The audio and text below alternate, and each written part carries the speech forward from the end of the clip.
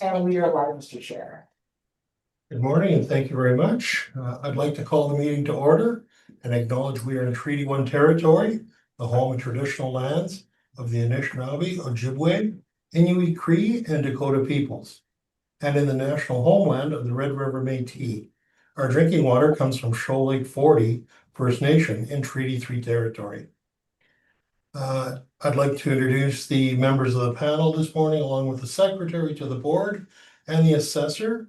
This morning, joining me is Doug Marks to my left and Kira Penner via Zoom.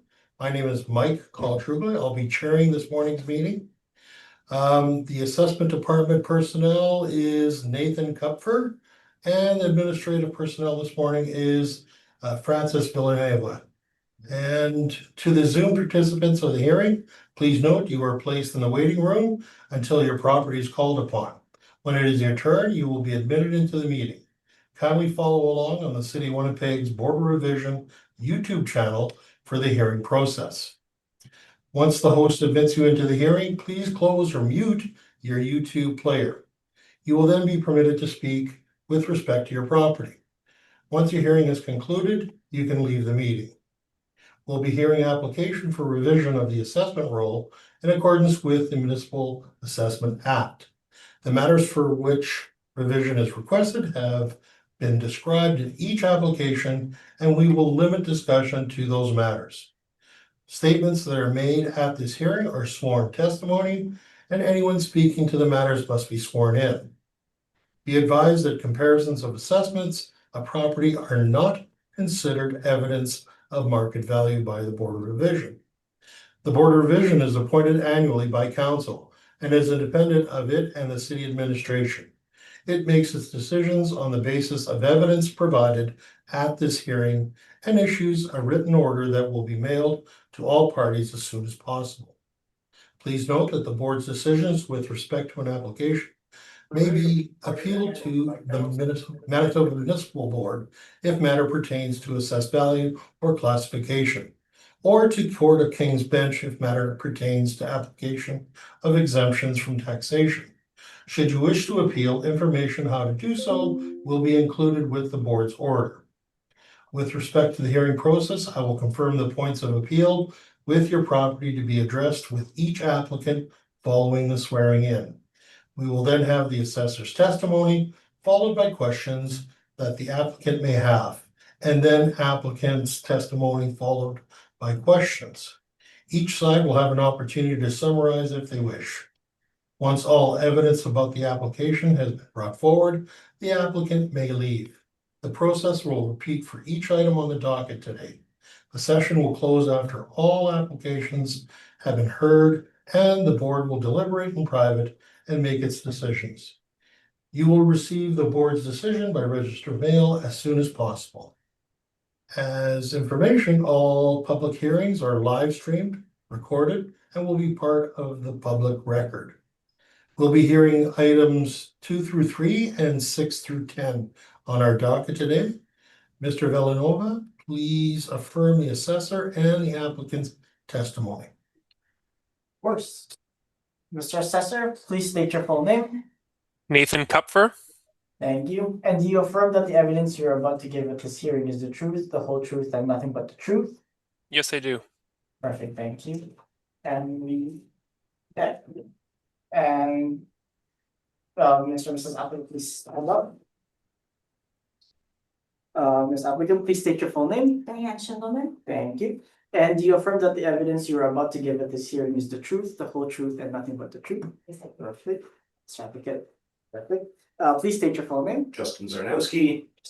Thank you. And do you affirm that the evidence you are about to give at this hearing is the truth, the whole truth, and nothing but the truth? I do. Thank you. Mr. Comfort, I believe we have a file number 1181-26. Would you like to give us your presentation at this time? Yes, sir. So that is roll number 1209-780-9130. The owner we have on file here is a Manitoba Limited Company. The assessed value for 2027 is $9,776,000.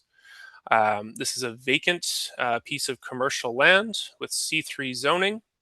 The land size you can see on my page 1 here is a little over 488,000 square feet. And we are recommending that this assessment of $9,776,000 be confirmed today. Scrolling to page 2 of my brief, you can see a pretty good overhead aerial view photo of the site. So I've highlighted it for you here. So we're just south of Taylor Avenue. To the east here, the big white building here is Walmart. To the west, on the other side, you have a Sobeys. In front of it, to the north here, you've got a multifamily apartment building. I can't remember exactly how many stories. I want to say like 6 or 7.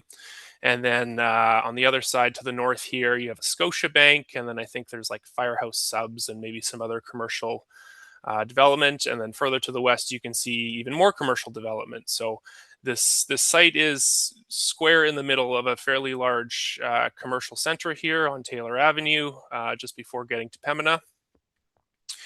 If you scroll down to my page 3, I tried to take a Google Street View photo. As you can see, it didn't turn out very well. It often doesn't with vacant land.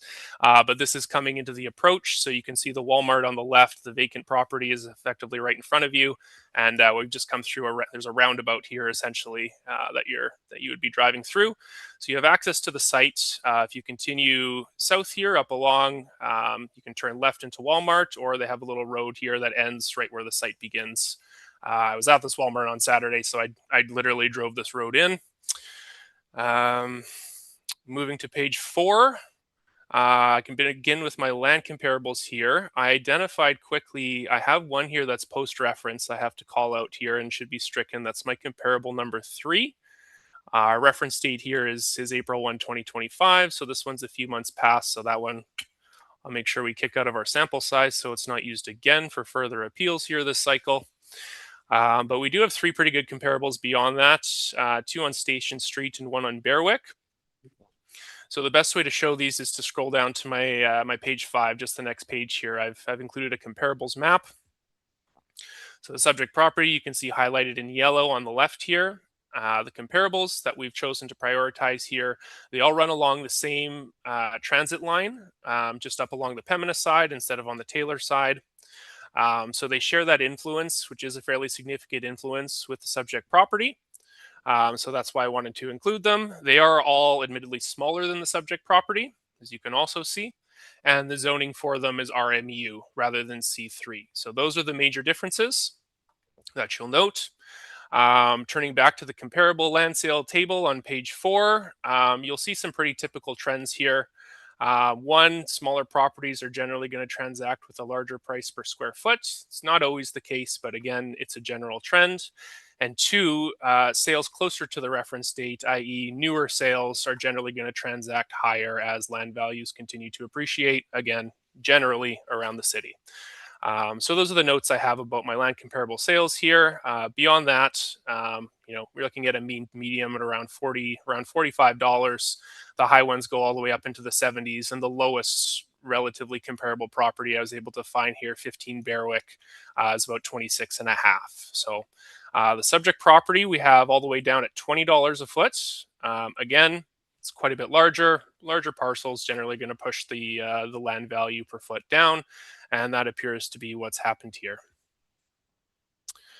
So going to my page 6, again, this is a pretty simple brief as it's all vacant commercial. I've included an overhead view photo of the 4 comparables. Again, comparable number 3 is post-reference, so we'll strike that one.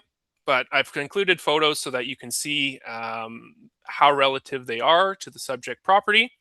Comparable number 1 here on my page 6, you can see so there's the transit corridor, so there's the bus route that runs to the west of it, and then just to the west of that is the rail line, and then you're essentially at the corner of Pembina and Taylor after that. So they are fairly close in location, in general proximity within the city. Of course, they're vacant land, zoned RMU rather than C3.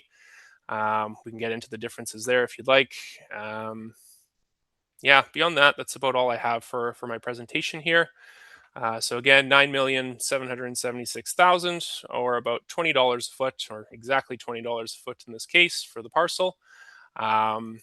It's all model generated, and that's all the information I have for you. Thank you. Thank you very much, Mr. Kupfer. Mrs. Shindeman, would you like to ask some questions at this time? Mr. Zarnowski will. Sorry. Mr. Zarnowski will. Okay, no worries. So you had said that you pulled these, I guess, ultimately 3 comparables, and I think you acknowledged what's the zoning for the site that we're talking about today? C3. Okay, and all the comparables you have are RMU. Correct. And ignoring Walker, both the sites on Station and Berwick, you know, when they sold, they were vacant, but do you know if they're still vacant? Like what's the existing current physical?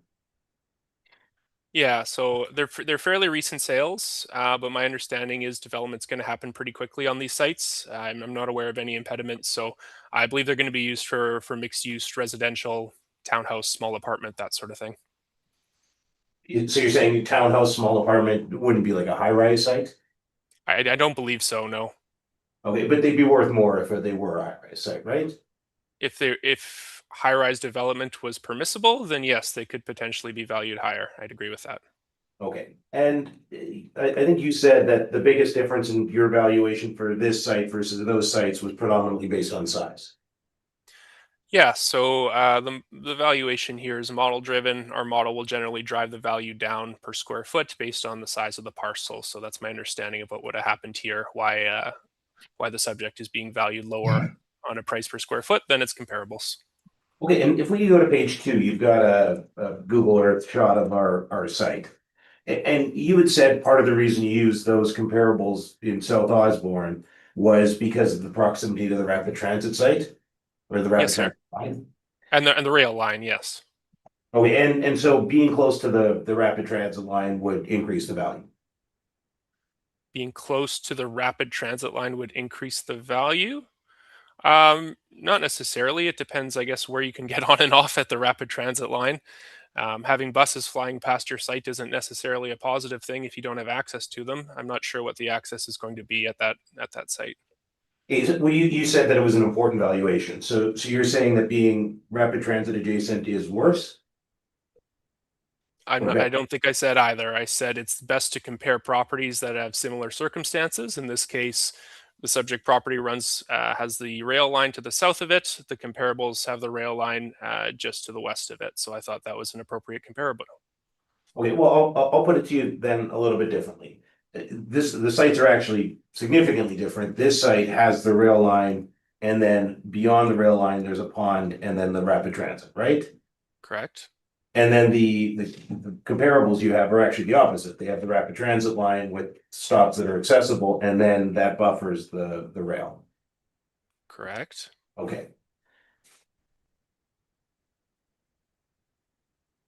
Yeah, I don't think I have any more questions.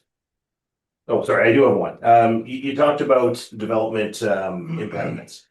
So on page 3, you took this picture from Google Earth, and I mean, you dismissed the quality, but I think it illustrates something important about our site.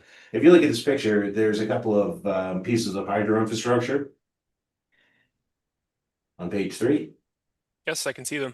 And you can actually, it's a very good illustration of the overhead transmission lines. Yes, I can see the transmission lines. Okay, and you're aware those are transmission and not distribution. So they're high voltage, they're intended to serve large areas. Yes, sir. Okay, and so those would typically have large easements to make sure that nothing was built that would be dangerous within the transmission corridor. Yes, sir. And did any of your comparables have similar easements which would restrict what can be built on the sites? Not to my knowledge, no. I don't think there are transmission lines on that side. Or really, I mean, any easement? Yeah, not to my knowledge. Okay, yeah, that's all the questions that I have. Thank you very much. Mr. Marks, questions? No, my question has been asked and answered. Thank you. Ms. Penner, any questions at this time? I do have a couple. I just in relation to your comparable sales, so 2020, 2023, 2024, I just wondered if you could speak to what the market conditions have been during the last 6 years for vacant land. Yeah, so my understanding is, like with most land, you're going to see general appreciation for vacant commercial land like this, or vacant multifamily land. Our analysis shows, yeah, slow and steady uptick. Every property is different. They all have their own little niche. As was pointed out here, with easements and rail lines and that sort of thing. But the general trend is certainly to continue upwards for land value prices. And just sort of going back a little bit to the discussion that was just had about the high voltage lines and the easements associated with that, is there any consideration made for the effective area of the parcel, like what could be developed when what would not be allowed to be developed, so to speak? So that's a good question. So our model hasn't applied any inherent reduction or removal of space based on the lines, based on these transmission lines. Looking around in this area, as was pointed out, the transmission lines don't just run along this property. You can see them along other properties as well, all throughout this area. So personally, I don't see it as a significant impediment, as other development it's clearly happened in this area with the transmission lines. But yeah, I don't really have any further information on it beyond that. And then just my last question was just if you could speak a little bit to the difference between C3 and RMU. Like, is there a difference in the permitted density or the type of development that we would likely see under those two land uses? Yes, that's also a great question. So I have the definitions here. I can read off for you quickly. They're pretty short. If that would be helpful. Yes, please. So C3, I have this district is intended primarily for uses that provide commercial goods and services to residents of the community in areas that are dependent on automobile access and exposed to heavy automobile traffic, but not including regional shopping malls or regional shopping areas. These commercial uses are subject to frequent view by the public and visitors to Winnipeg, and they should provide attractive appearance with landscaping, sufficient parking, and controlled traffic movement. So that's what I have for C3. And RMU, this district is intended to facilitate the development of primarily medium to higher density residential development, though it also may contain limited small-scale commercial, institutional, recreational, and service facilities needed to support residential development. The area, site, or building should retain a predominantly residential character. Development in the RMU district should facilitate and encourage pedestrian travel between residential and non-residential uses. This district is often adjacent and incidental to a town center, neighborhood commercial center, or other type of mixed use or major employment center. So I would say that they both kind of steer you in one direction, but they don't have hard markers saying, no, you can't do this, no, you can't do that. Okay, perfect. Those were all my questions. Thank you very much. Thank you. And Mr. Kupfer, you mentioned quickly that the power lines run down Taylor, is that correct? Oh, I wish I had a better photo of them here. It appears they certainly go across the front of Walmart, do they not, sir? I believe so, yeah. And then you can And see it on my looks like they page. continue, and I guess that would be east at this point. Yeah, so they do continue across some of the other sites as well. And the other sites are commercial properties, commercial stores, etc. Yes, sir. This entire area here, other than the large apartment building, is all commercial use. And you mentioned that the model does not have any deduction for power lines, correct? I don't believe it does. No, this $20 a foot is just being applied squarely on the land value. And then with respect to the comparisons, were you unable to find commercial C3 zone land in the neighborhood? Unfortunately, yes, sir. This was the best I was able to come up with here for things that were relatively recent. All right. Those are my questions. Mrs. Shibnall, please.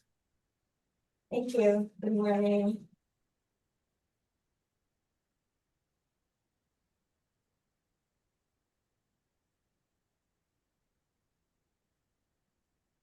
So the subject is 11.2 acres and vacant land. It's been vacant for many years. We've been at appeal for 3 cycles in a row on this land. Nothing's happened in those 6 years. As we said, 6 years ago, we couldn't develop this, and 6 years later, it is still not developed. We're asking for the value to be reduced to 4,880,000, and I will explain how we got to that value.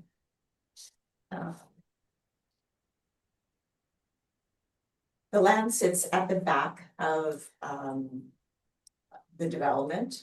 It's not directly on Taylor. It doesn't have visibility directly from Taylor.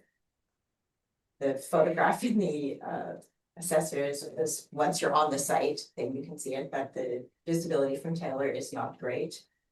We talked about the Manitoba Hydro transmission lines, and also there's easements all through the property. If you look at page 5, you'll see the site highlighted in yellow. And if you see a little bit of gray to the, on this picture to the top of the site and along the right edge, that's all easements where we can't build or develop anything. I believe we can park there, but we can do parking, but we can't do anything. So effectively, that reduces the development site to about half. I don't have the exact measurement, but you can see that if you shaded about half, that would be about right.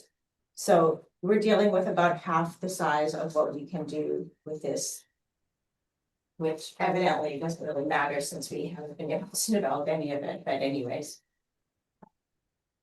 So we've come to our value based on half of where the city was at, because we feel like that's what's available to develop.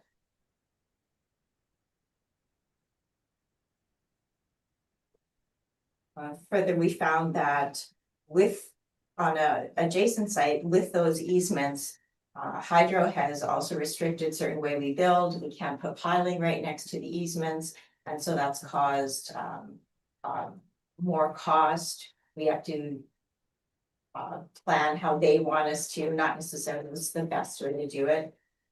There's the rail line at the back. There's a still recommended 30-meter setback. So again, that also affects what we have left to develop. It materially reduces the buildable envelope along the south side of the parcel, as it says in our brief here. There is still a sewer capacity issue that's been in place for. Well, they would say forever, Yeah. but we've been aware of it for about 6 years. So Justin is actually probably going to talk a little bit more to that later. He's well versed in all of that. And so again, that's another issue that we have there. So this land is, impaired with so many things, and that's part of the reason why we haven't been able to develop it. We don't have any further residential entitlements in this development. We've used up what we have, so we can't do that. So we can't build what was necessarily on the assessor's comparables where we couldn't do.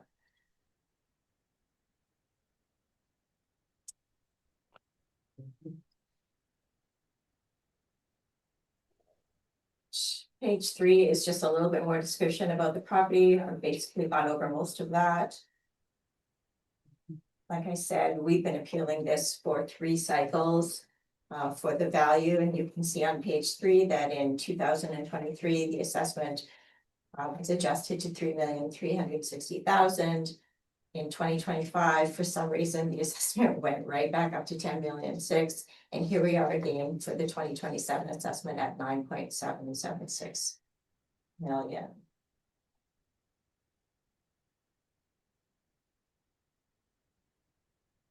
The 872, 857 per acre is what the assessment is now, is just well above what we could do, what would be comparable, what we can do there. We just, value is just not there. That's at $20 a foot, and in the assessor's comparables, he has a parcel that's about a fifth the size of this at $26 a foot. So even that, based on size, it doesn't compute.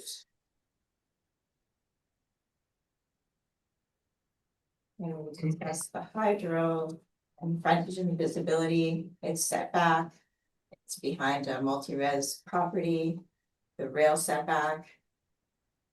30 meters, and sewer capacity all still exist there.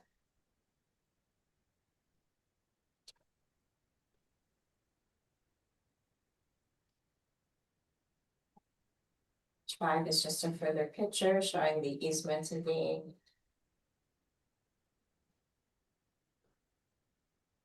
Another thing about the rail line is it's the busiest, one of the busiest rail lines right there along Taylor. There is 40 to 50 trains per day, I believe. I have that somewhere here. And again, that also affects what we can do there.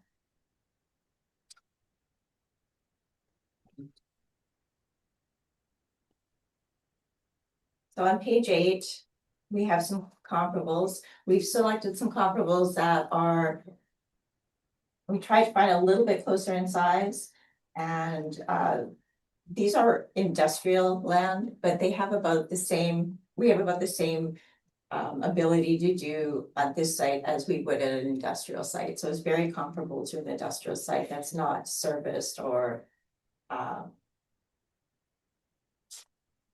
can't do the residential that was in the assessor's rate. So these comparables, I did them per acre. I know this, I see that the city tends to do it by per square foot. So the first one is 178 acres, very large, $1.64 per square foot, and that's sold in 2023. And the next one, 72 acres, again, much larger, at $2.03 per square foot.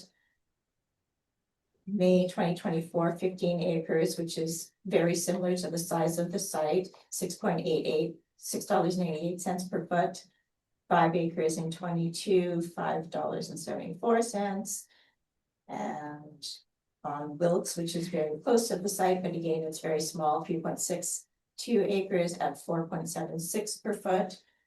And Niagara Road, 1.445 acres, again, that's getting very small. And that was at $20 per acre per foot. And October 23, 0.81 at $19.83 per foot, which those sites are very small. I wouldn't call them comparable at all. And the assessment department is at $20 a foot for the site. We are at $10.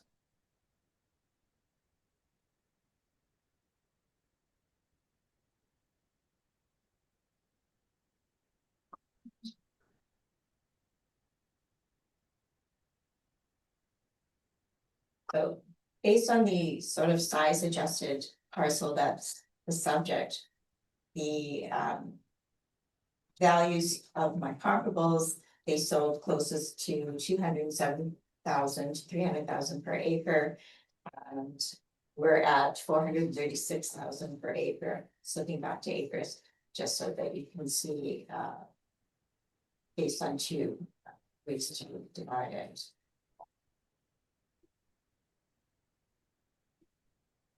And again, on page 9, you can see that.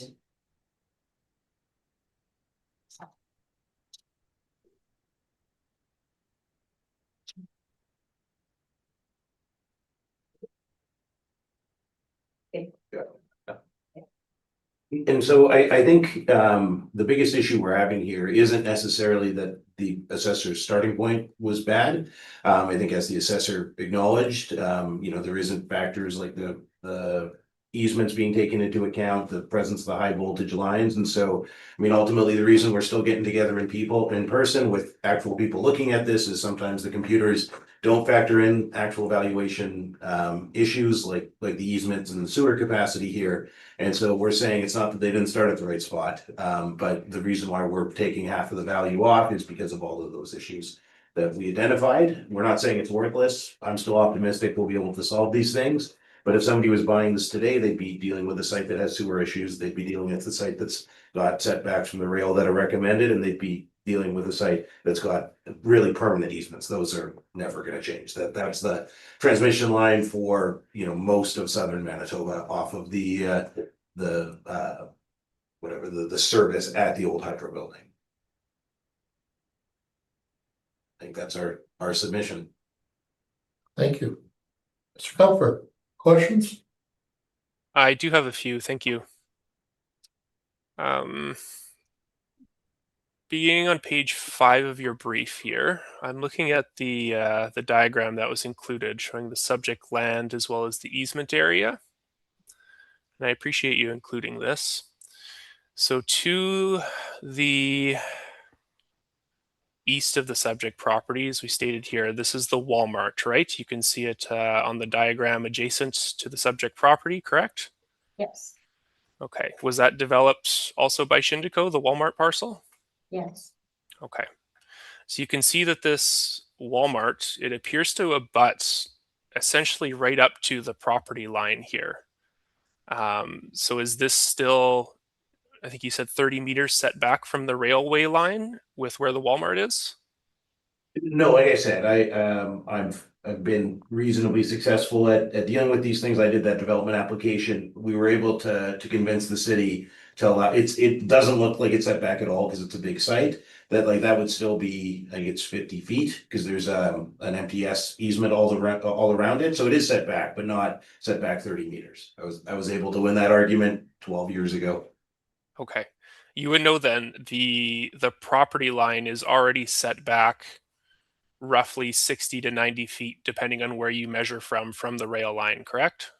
So the city's interpretation of the FCM, the Federation of Canadian Municipalities, is from the right of way, not from the rail line.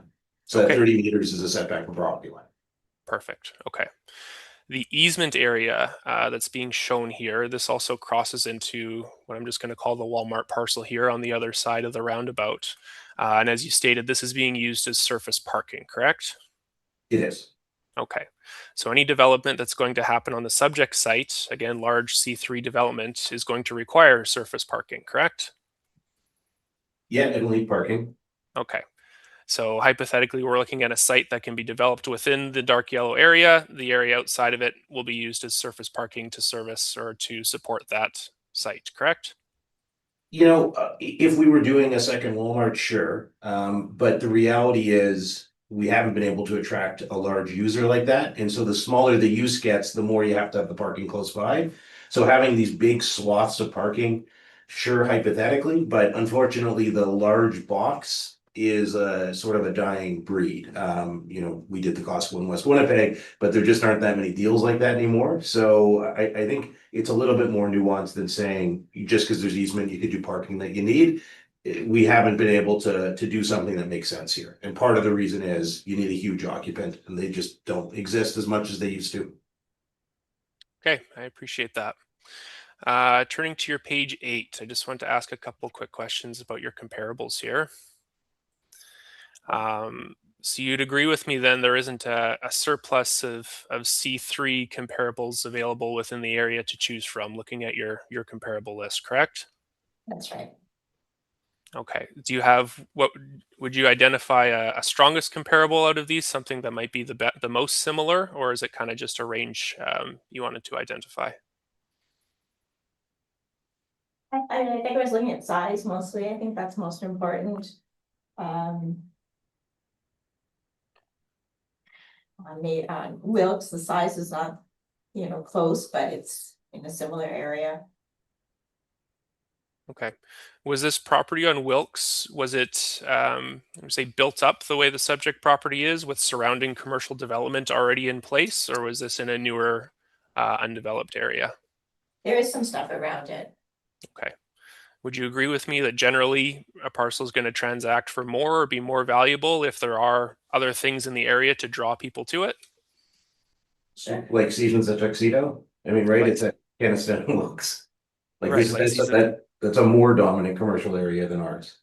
Okay, yes, that's what I was asking. So, location beyond the size is a predominant factor in vacant land valuation, correct? Yeah, Okay. Would you agree with me that the subject property is well located given its location on Taylor Avenue and the surrounding properties? is like well located generally or compared to something? Well located generally. Yeah, we like Taylor, our office is down the street. Would you agree with me that it's well located relative to your comparables list featuring Symington, Pipeline, Centerport? I'm not sure where Carmeal System Street is. These properties, I would assume, aren't within as a desirable of a commercial location. Would you agree with that? Yeah, I mean, it depends what you want, but Camille Sis is in St. Boniface Industrial Park.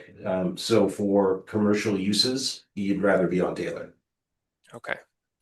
And would you agree with me that generally speaking, commercial uses, commercially zoned land are going to command a higher value than industrial zone land? Yes, Okay.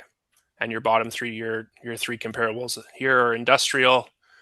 The top ones, well, these are all industrial. All of your comparables are industrial, correct? they are. Okay. Those are all my questions. Thank you very much, Mr. Chairman. Thank you very much. Questions, Miss Bennett? Thank you. I'm just interested to hear a bit more about the servicing capabilities of the site. So, is there any timeline in place as to when there may be upgrades sufficient to allow for development of the site? I mean, if you pull my string, I'll be here all day. But so it is still a combined sewer district. Actually, straight through our site, they put in a giant pipe called the Coburn-Kilrossie relief work.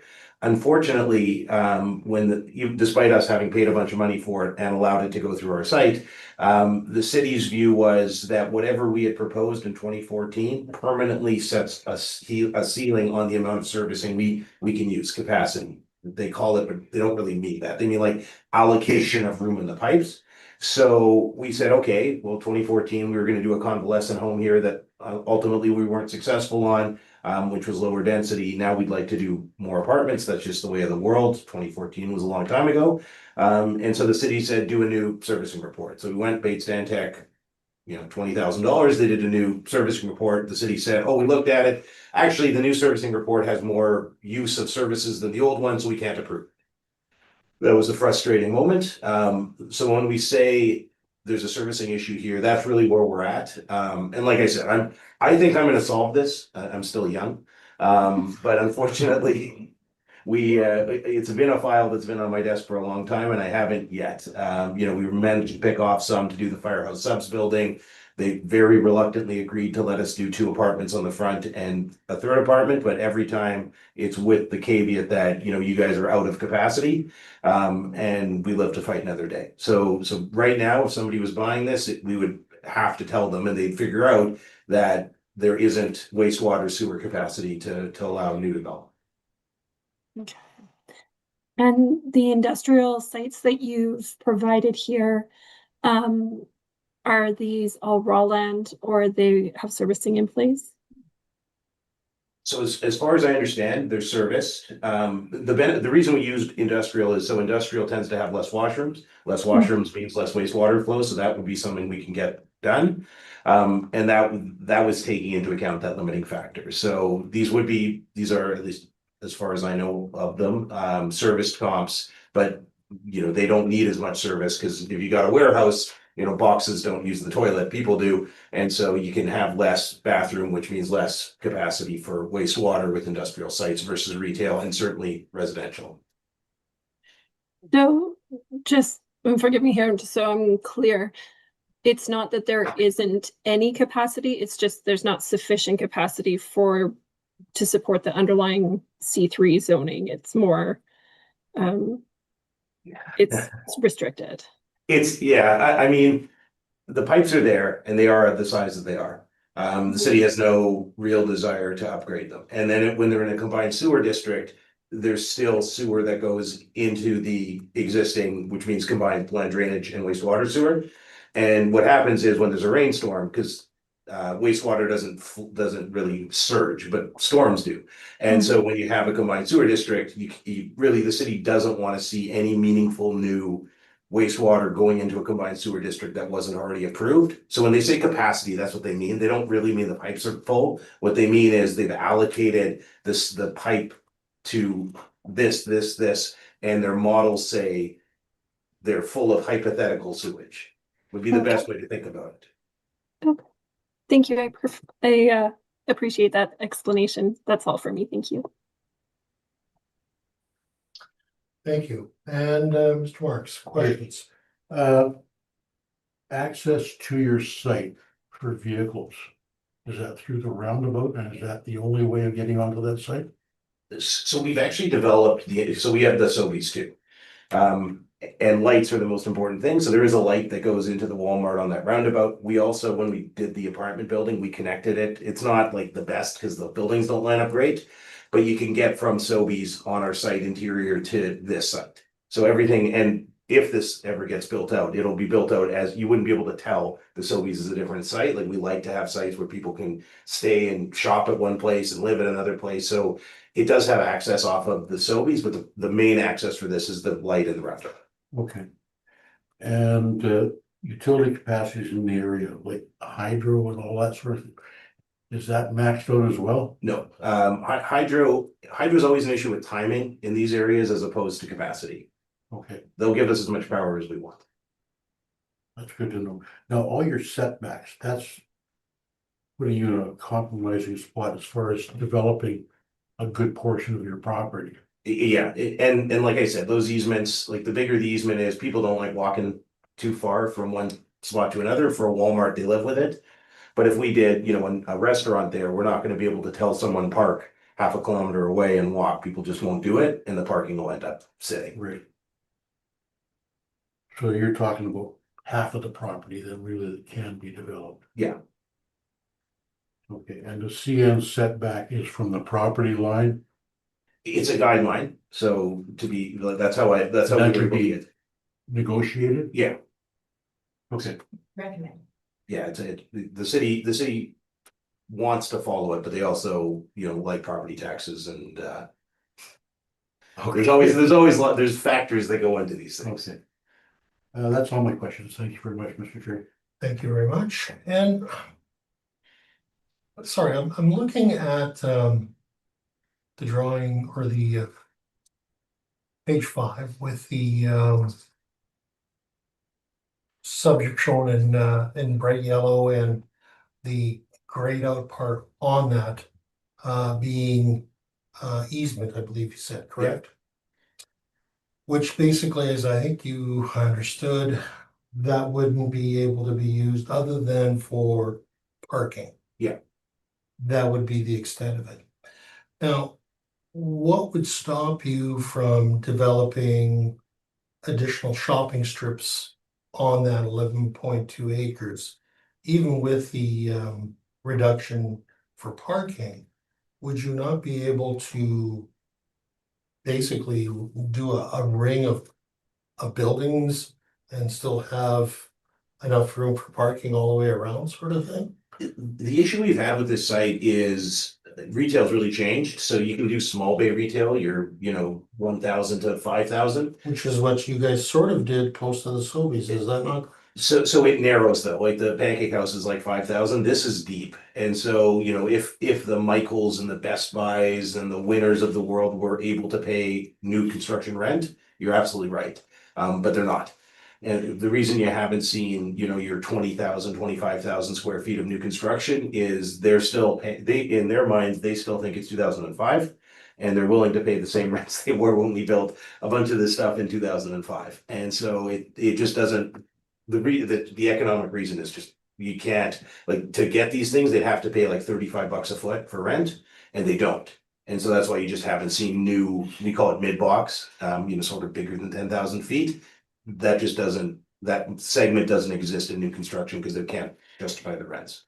Okay,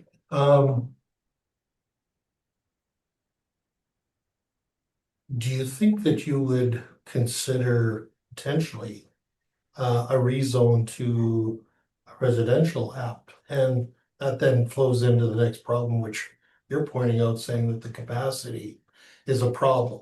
So one is preventing the other, is that what I'm understanding? Long term, I think I'll be in front of the city doing a rezoning actually for this entire block. We've owned the RBC call center. Call centers aren't long for this world. It'd be nice to do an apartment building on Sobeys on the west side. It'd be nice to do apartments here. So, and the nice thing about doing a rezoning is you get a new servicing plan. You can fight with them. There's the political element of what gets approved for density. I think that's on my 5-year plan. It's why we're valuing it at 400 and not 100, because like there'll be something to do here. Otherwise, Sandy will fire me. I think you're okay. Now, with respect to your comps, unfortunately, I think you have the same problem the assessor does, which is a lot of vacant commercial land is not being sold at this moment, hasn't been sold for a little while. Mrs. Shindeman, you know this better than anyone in the room at this point, so I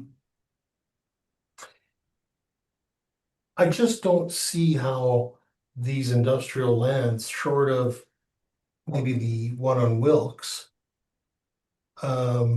gives us any sniff of value compared to a commercial spot on just off of Taylor, next to a Walmart with, again, all kinds of potentials. And yes, I appreciate that may not be obtainable quickly, but I think in time, this has the potential for it.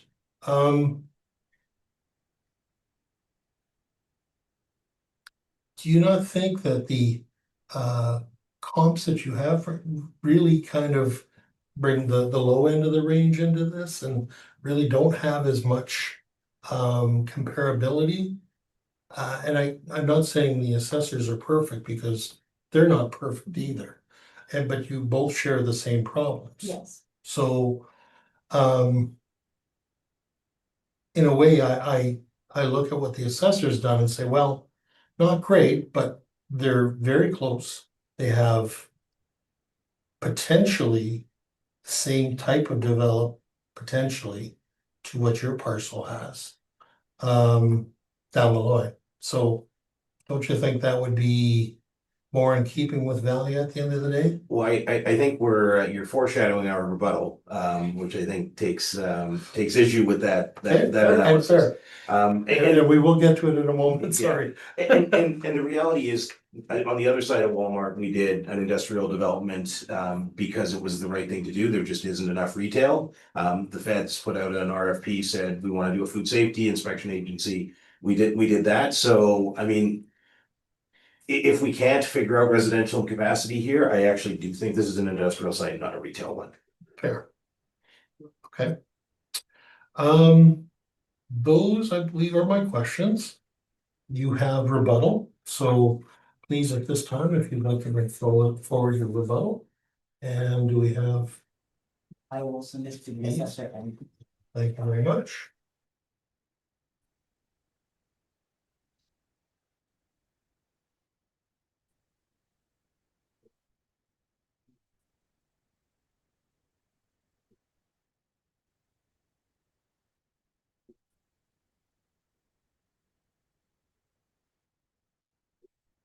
up now.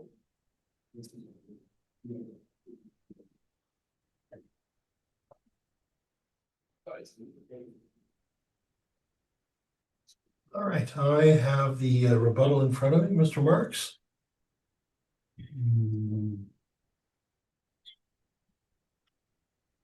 No, you are okay.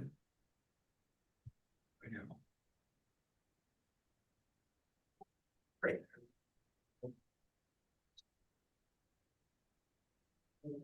There.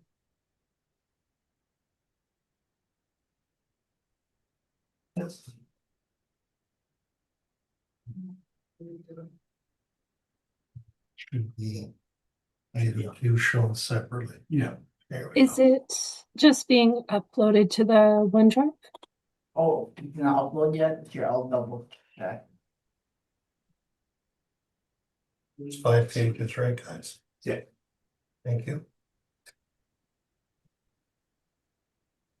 Mr. Comfort, do you have your copy yet, sir?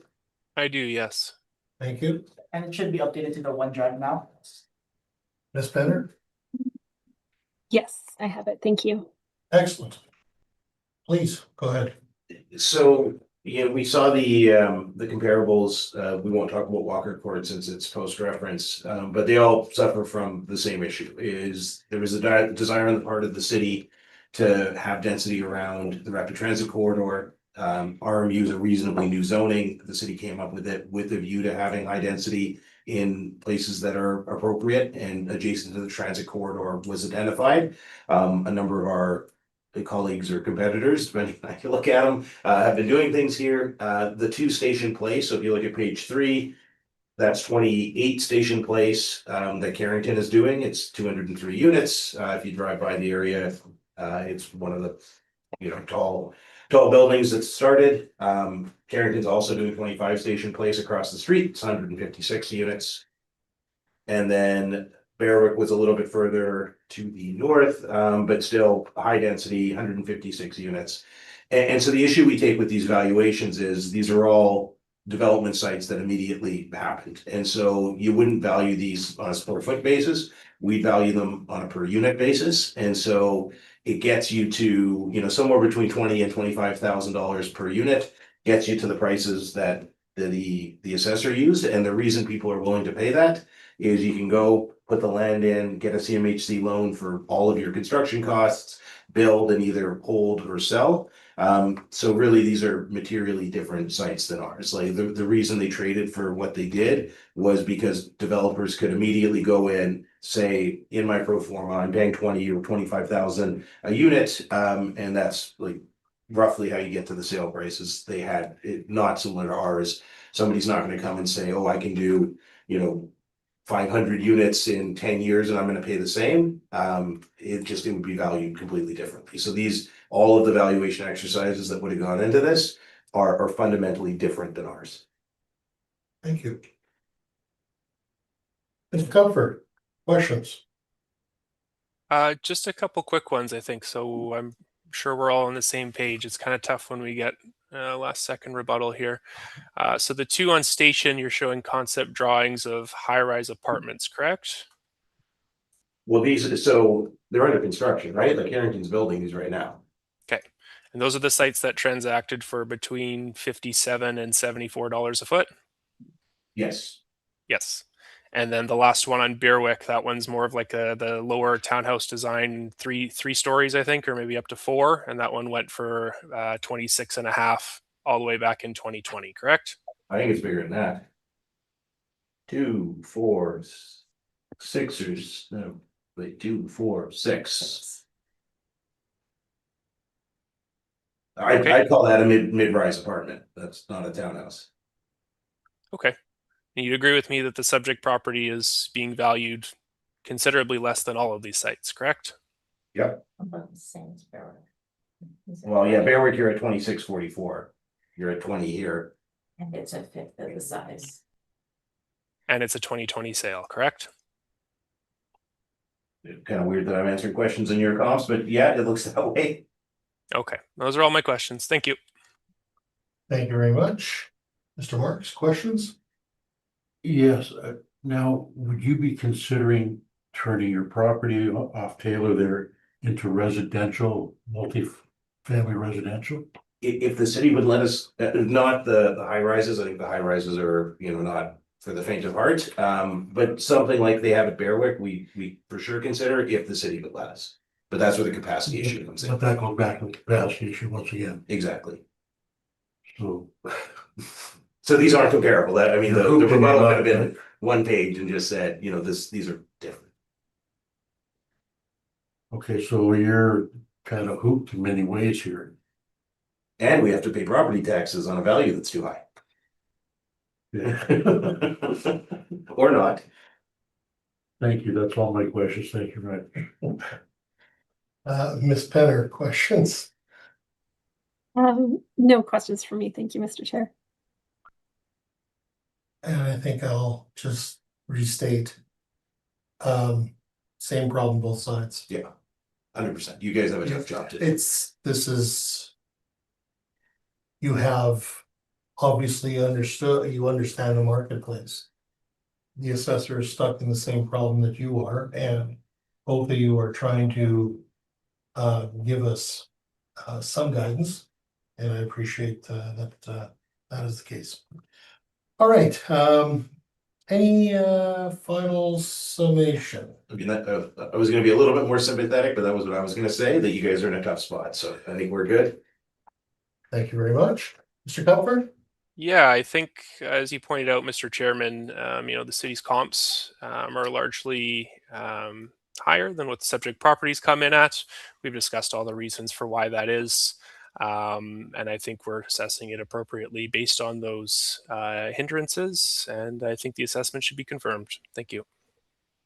Thank you very much. Thank you very much for coming out. Thank you. All right. Good day. Thank you. So item 3. 1092 is the file number. Do we have someone here for that property, sir? Yes, I will let them in. Okay.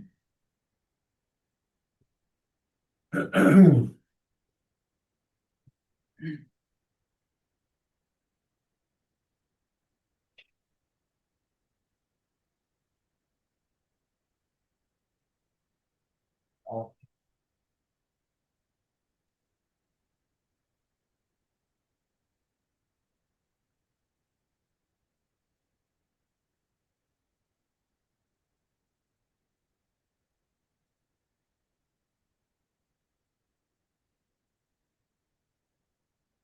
Good morning. Good morning. And would you like to swear in the applicant, please? Yes. Mr. Dewick, please state your full name. John Stanley Dewick. Thank you. And do you affirm that the evidence you're about to give at this hearing is the truth, the whole truth, and nothing but the truth? I do. Thank you. And Mr. Walker, please state your full name. Zacharias Worko. Thank you. And do you affirm that the evidence you're about to give at this hearing is the truth, the whole truth, and nothing but the truth? Yes, I do. Perfect. Thank you. Good morning. Good morning. Good morning. And would you like to swear in the applicant, please? Yes, please. Mr. Dewick, please state your full name. What's going on? Oh, I think he's on the YouTube. Mr. Walker, do you mind just muting the YouTube stream? I just did it. Yes. Sorry about that. No worries. All right. Mr. Kupfer, can we have your presentation on file number 1092-26 for this appeal, please? Yes, sir. That's roll number 0400-726-0960. We don't have a street address on file, although it can be referred to as 128 Pegwis Street. The owner is a Manitoba Limited Company. This is, again, commercially zoned land. This one is C2, which is quite similar to C3 as we were just discussing. The land area is about half an acre, just over 22,000 square feet. And we have a 2027 assessed value of $809,000. Moving to page 2 of my brief, you can see the overhead aerial photo of the site that I've highlighted here, running along Pegwis. So this is east of Lagimodiere, north of Reindeers, and south of Transcona Boulevard, location in the city. As you can see, there's some vacant land just to the south of it, and then to the east on the other side here, I believe this is a shopping center, grocery shopping center, I believe. I have a zoomed in photo and some Google Street View photos on page 2, 3, and 4, so you can get a better view of the site here. And then my comparables beginning on page 4 here. So we have 4 comparables for the subject property. I've included a map again on page 5 to show you the proximity to the subject. Like I said, the property is zone C2. So in my view, the best comparable would be comparable number 2, which is also zone C2. Admittedly, it's located on Lagimodier, which would have better exposure than Peguis Street would. The property is also about, we'll call it about half the size here, 9,000. Oh, sorry, that's 99,843. So it's actually quite a bit larger than the subject property, which would generally make the land size trend downwards. That one went for $35 a foot, showing a median and a mean here between about $27 and $29 for this area. My other 3 comps are residential multifamily, and we went over that again quite a bit in the last appeal. So the subject property here is being valued by our model at $36.27 per square foot. That would put it on the higher end of the comparable range that I was able to find. So scrolling down to page 5, again, you can see my comparables. Number 2 to the west over here on Lagimodier Boulevard, comparables 1 and 3 just to the north of Peguis Street. And then comparable number 4 is quite a bit to the east here down along Ravelston. And that one was developed again for multifamily. I've included photos, bare land photos of the comparables, 1 through 4 here. So again, to my eyes, commercial land is best compared to commercial land. So C2 to C2, comparable number 2 here, you can see on my page 7 is available right along Lagimodier there. Comparable number 3, and then comparable number 4. And then beginning on page 10, I have some zoning information that was included, and I'll give you a bit of a quick background on the properties. I'm pretty familiar with it. I handled the appeal in 2026 after we issued a supplemental assessment notice. So this one rang familiar when I pulled it up for the docket. So essentially what happened here is it was zoned RMFM, so residential multifamily medium. The owner of the property applied to have it rezoned into C2 for the purpose of building a car wash. So I've included all that information beginning on page 11 down through the end of my brief there on 14, just showing the details of the request and the fact that it was approved in mid-March 2025 there. So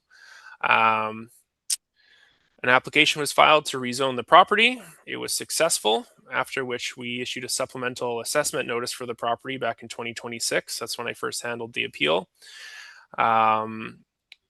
And then now we have a new 2027 value that's been submitted by the model. This will be the 2027-2028 value, of course. And that's come in at, I said, 809,000. So I reviewed my comparables. I reviewed the comparables submitted by the applicant. I do believe our model overshot this one a little bit. So I had a recommendation I wanted to make for it, and I don't think it's going to satisfy the owner, but I still think it's probably the right thing to do because we're a little bit high. So I wanted to call this one $32 a foot. So we would take about four and a quarter off, 22,303. So my recommendation today is $714,000 to be confirmed by the board, and I'm open to any questions. Thank you very much. Well, first question would be, Mr. Dewitt, do we have any interest in the revised number that the assessors just put forward? Well, that would actually be more Mr. Worku, but Sorry, think Mr. Worku, my apologies. sorry, I'm helping him out, but he's the owner of the property. So Okay, so Mr. Worku, are you at all interested in the revised assessment, sir? Not at all. Okay, fair enough. We will then continue on. Mr. Marks, do you, sorry. I guess Mr. Dewick or Mr. Worko, who is going to be asking questions? Yeah, I think he's asked me to, I'm just informally helping him out here. I'm not a professional at this like your previous applicant. But yeah, I do have a couple of questions. Please go ahead, then, Um, sir. you referenced the reassessment appeal that was just made 4 months ago. I'm trying to understand a little bit more how you're taking, how in the 2-year assessment reference year difference that you're going up that significantly from that appeal. I think that's about well, I guess I haven't done the math on your new proposal, but I think, it represents a pretty significant jump. So what would have led to that jump from if the Board of Adjustment 4 months ago, created the new baseline, what justifies the significant increase now? Well, I guess the short answer is border revision decisions don't generally create a new baseline, and that's why we see so many applicants coming back year after year after year, regardless of what the result is. The value that was put out based off of our model. It puts out a new value for reassessment every 2 years, and that value lasts for 2 years. So it's close because the supplemental assessment that was issued for your last time that we met here was towards the end of the previous assessment cycle, and then this is being issued now at the beginning of a new assessment cycle. So that's why it seems so close. However, the values that are put out for 2 years at a time. So, like I said, this is the value for 27 and 28. So, if we can get it ironed out here, then you won't get a new one for 2 years. And then back to it again. So yeah, I just noted, like, even based on your previous model's assessment of 646, you've got about a 25% increase, in this 2-year cycle. That also seems high for a 2-year, even assuming your model last time was correct. You know what I mean? What has led your model to a 25% increase? I can't say exactly what would have caused that increase. Like I said, I reviewed the comparables, I reviewed the evidence, and I agreed that I thought that new value that came out was a bit high, and that's why I made the recommendation at $32 a foot. Um, okay, let me come back to a couple more questions. Some of these questions, I will admit, we asked you at the last hearing 4 months ago, but for the sake of the panel, I think I need to ask them again. I apologize if it seems a little redundant. But when you consider the comparables, did you only look at the location, size, and zoning in recent history, or did you also consider the details of what has been approved and limited or restricted as part of that rezoning process? Admittedly, we largely look at the location, the size, and the zoning. When we're researching comparables, we don't always have all the information as to, easements and that sort of things that developers will keep. So, like you said, largely age, size, and location. Sure. So I know, because you were part of the last appeal, I know that you are aware of a series of conditions placed on this property, but my question is, were you aware, of the series of conditions that were placed on the rezoning approval that were those factors factored into your assessment? Things like building height limitation, in the case of the car wash, hours of operation and use limitations, what types of businesses that could be allowed there on that property, or additionally, the limits to the number of bays that would be allowed based on the zoning conditions. Mhm.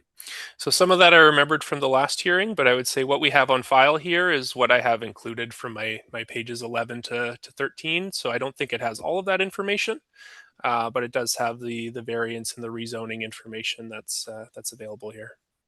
You used 3 of your comparables were multifamily, and this property had been just recently zoned multifamily before that.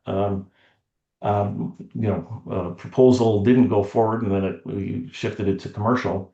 But that had were you aware that multifamily, that this same property, had been zoned at, was with a maximum of 20 units?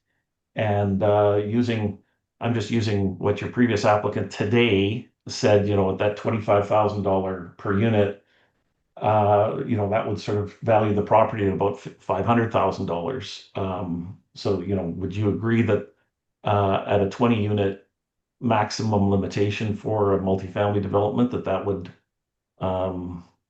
be an appropriate valuation, or are you disagreeing with what your previous applicant today was sort of suggesting at that $25,000 per unit land value?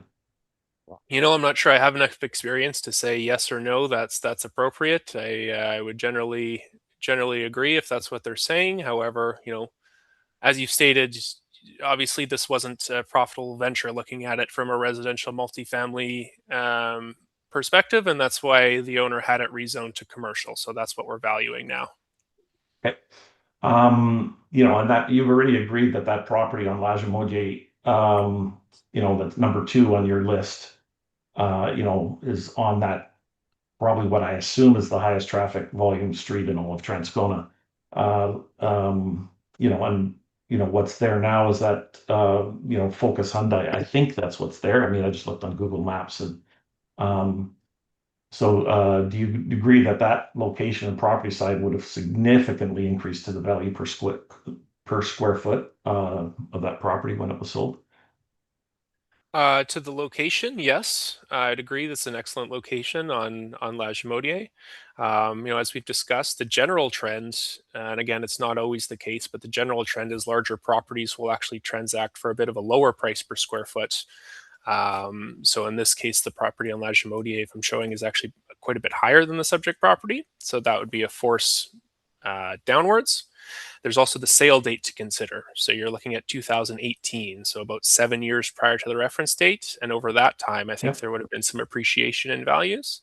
So yes, the location is superior. However, I think the sale date and the size, those are different pressures affecting it both up and down. And again, my opinion here is I think we overshot it a bit at the model, and I think 32 is probably closer to the fair range.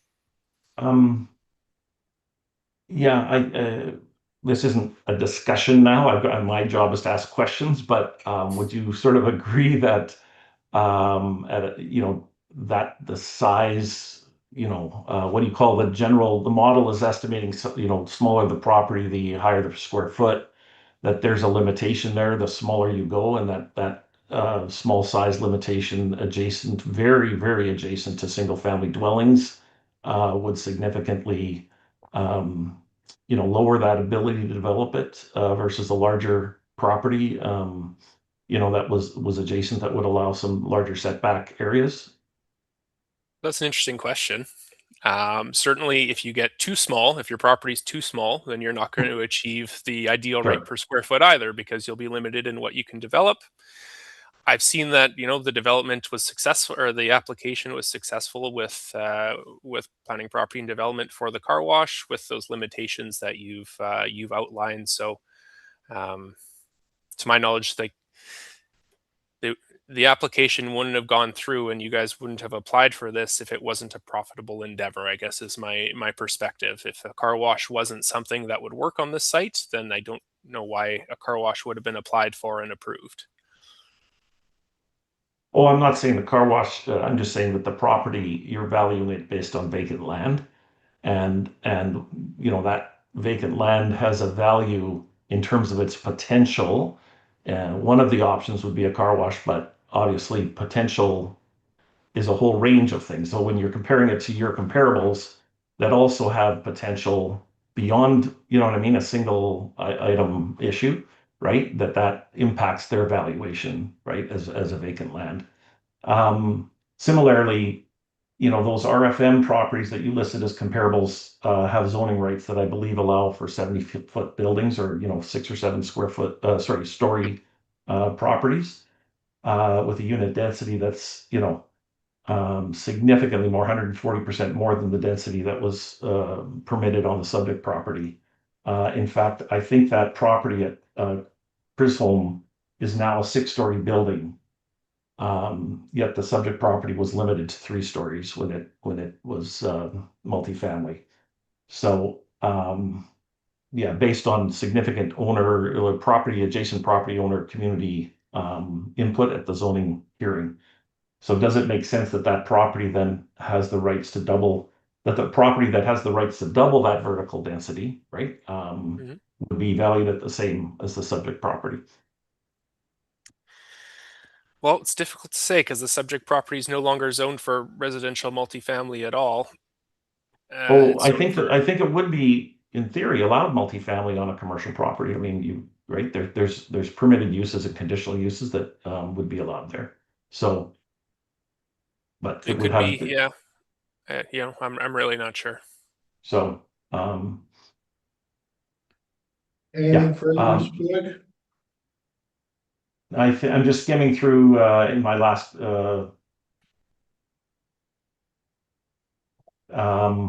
no, I think I'm fine based on my questions that I was trying to see what other questions I have on my list that would be valuable. So I think we're okay. Mr. Worku, did you want me to add anything? Yeah, I just want to say a couple of things here.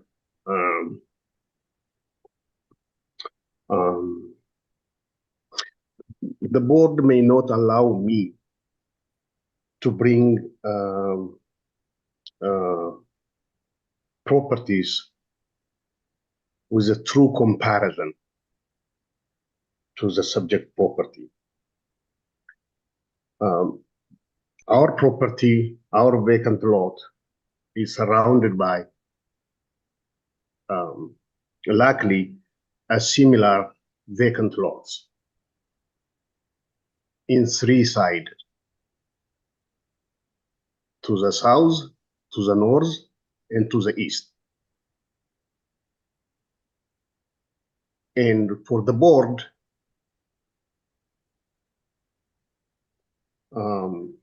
I believe the board are here to serve Winnipeggers in fairness. So what I'm speaking here right now, it could be eye-opening to the board. Maybe it's alarming.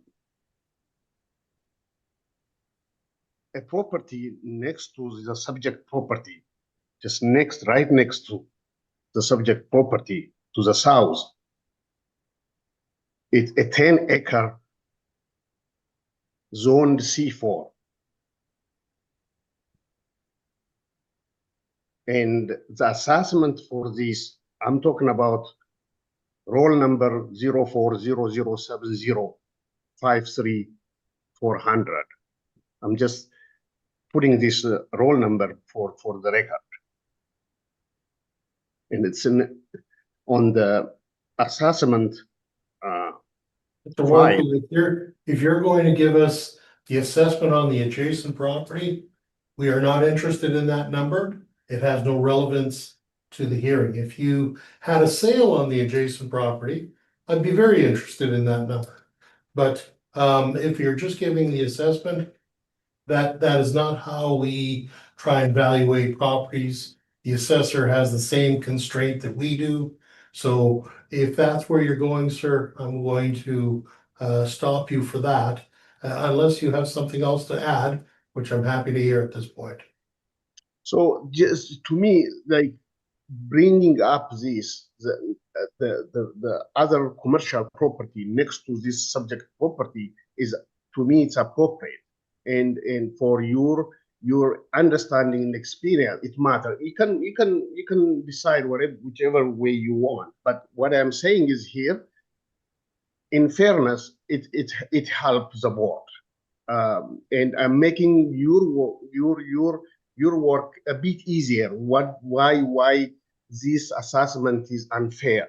And it is a simple thing. It's just to see, like there's 4 vacant commercial property around the subject property, and and if you see how much it's assessed, maybe it's shocking. But Maybe, if you sir, don't but allow me, irrelevant to the conversation today. My apologies. So if those are your comments, sir, and if they are, thank you very much. If not, please, if you're would like to bring us something else to our attention, please do so. okay, let me say one quick thing here in 1 minute, and I'll stop talking. Property across the subject property, one of the commercial land, it's double in size, over 40,000 square feet, and it's assessed $790,000.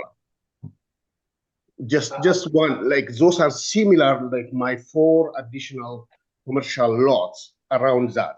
This I is appreciate that, sir. Had it sold and you had the sale price, and the sale price then could be broken down to square foot, et cetera, then we have a piece of gold that we can use.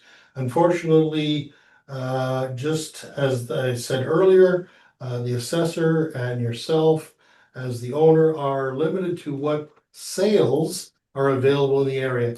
And that's the real problem when you do valuations, is that there is no perfect comparable. If there was, it would be a miracle, but that's the problem that we have to deal with, sir. So I appreciate your comment. Thank you very much. Just one more thing. I hope the Municipal Board of Manitoba, which we already appealed, will allow us to bring this evidence to the table. They Just also say are it. constrained by not using assessments, sir. That's the problem. And please appreciate that from Sure. the perspective of that's unfortunately the rules that we all have to play by. The assessors constrain just as much as the board is, and yourself, quite honestly. Sure. So, thank you. Ms. Petter, any questions at this point? Thank you, not at this point. Thank you very much. Mr. Marks, any questions? My question has been asked and answered. Thank you. All right, and I don't believe I have any questions. I see you have the submission, and I'm guessing, Mr. Dewick, that you're going to walk through this, or is Mr. Sure, Mark yeah, going to? I can. I don't know if there's that much value that, in reviewing the first page. Sorry, am I fine to go ahead? Yeah, well, absolutely, sir. Go right ahead. And can I assume that everyone has had a chance to at least skim over this, or should I start from the beginning, assuming No, that I the think board has had we've, no all had an opportunity? opportunity to look at it generally, so if you Okay. want to just surmise briefly. So yeah, that'd in be the great, first and keep page, moving. really, there's just nothing that's changed since the last reassessment that was done, and we presented at the hearing just 4 months ago.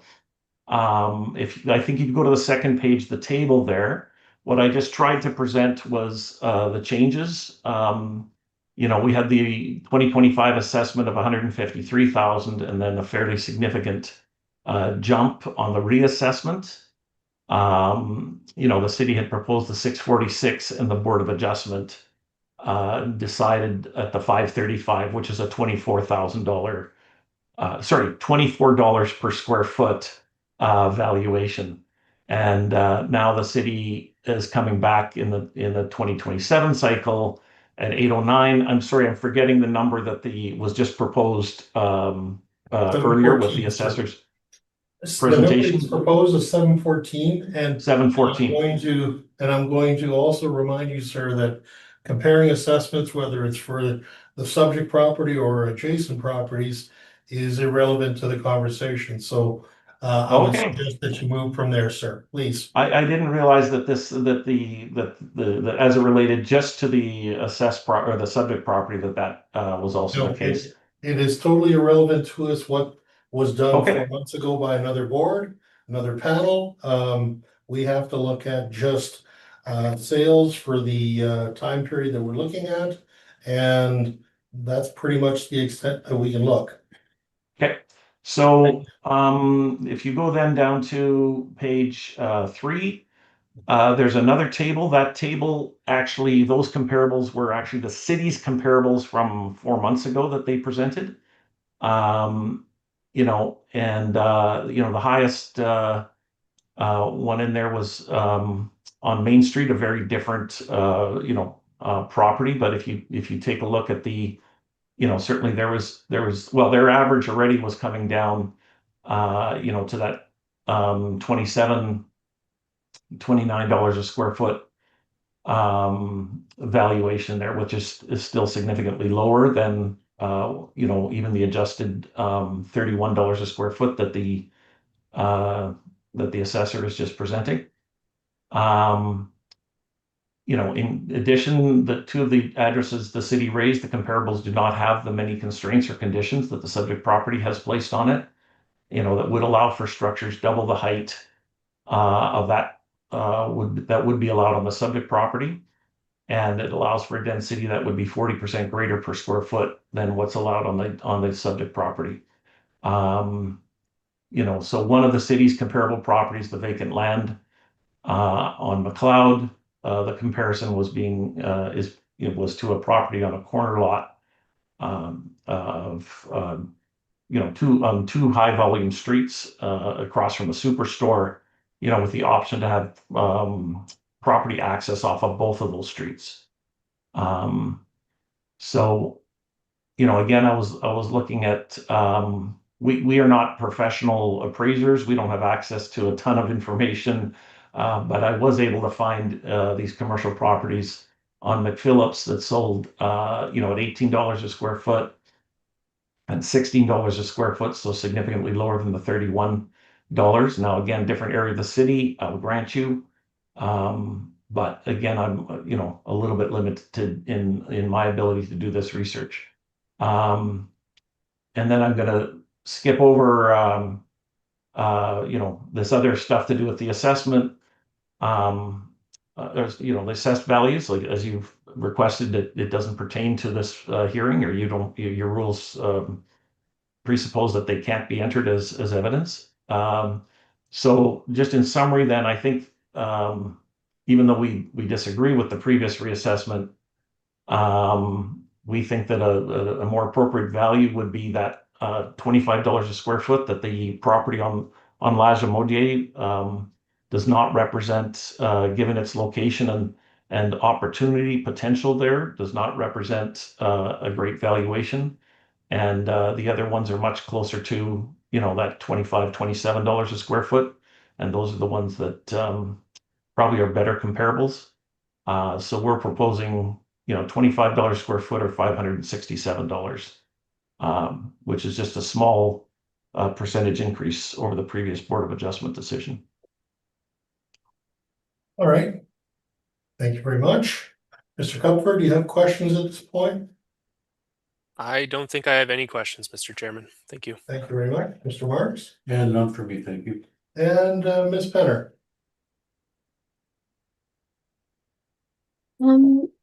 Yes, thank you. Sorry, I'm just trying to get my notes here together. Just looking at basically trying to compare two C2 zoned parcels. So there's the Lage property that sold in 2018 that the assessor has provided. And then in this document, there's the one on McLeod Avenue from 2020. Could you speak to the difference in locational factors between McLeod Avenue and your subject property, please? Yeah, well, so just to review, when we presented or when we prepared our brief, I had access to the comparables that the city had used at the reassessment hearing, and I didn't have access to the ones that they submitted now as part of their brief just now. So, but the one on McLeod is a corner property that has on two fairly high traffic streets, McLeod and Gateway, and it's directly across from a superstore. So it has access, from two, what do you call it? From both, both streets has potential access right onto that property, and so our property, of course, only has access one way on the one street. And not even, it doesn't even have a turn through lane, so you can't access it if you're going north. You'd have to turn around to access it. And additionally, in our case, it is a service property, but in order to link up, any of the uses that had been proposed, we would have to run a line all the way to Almy to link to a larger main there. We can't just service it off of Pegulas.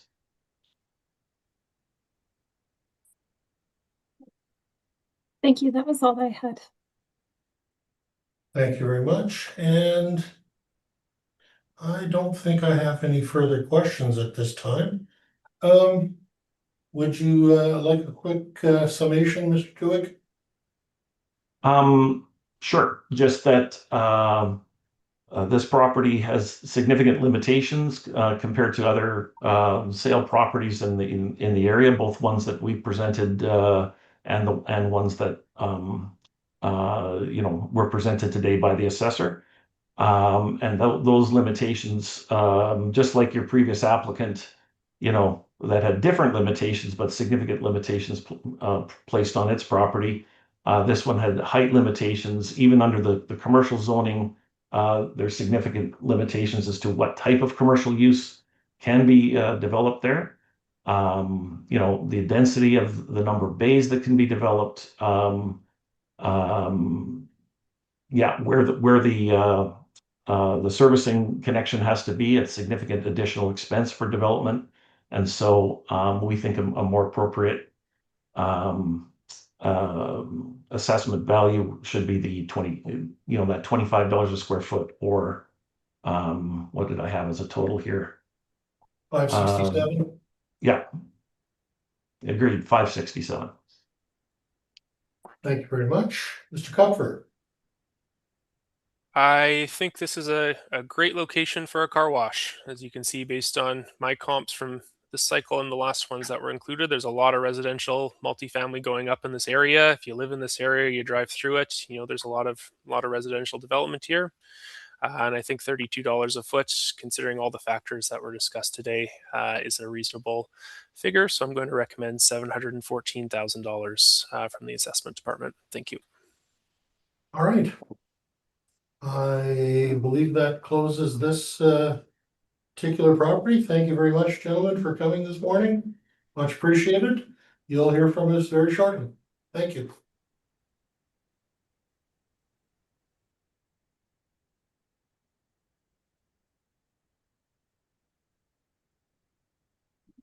So,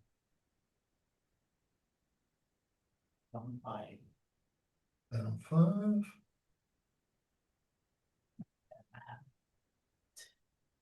Okay. And there's also other things. Sorry? There's also the evidence case. Ah, yes. This should basically be to one was on time.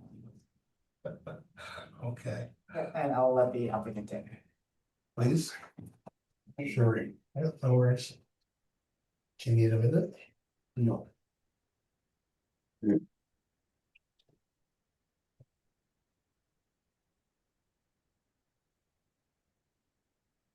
No worries. All right, Applicant is in. very well. Can we have him sworn in, please? Of course. Mr. Applicant, You're muted, sir. You're still muted, sir.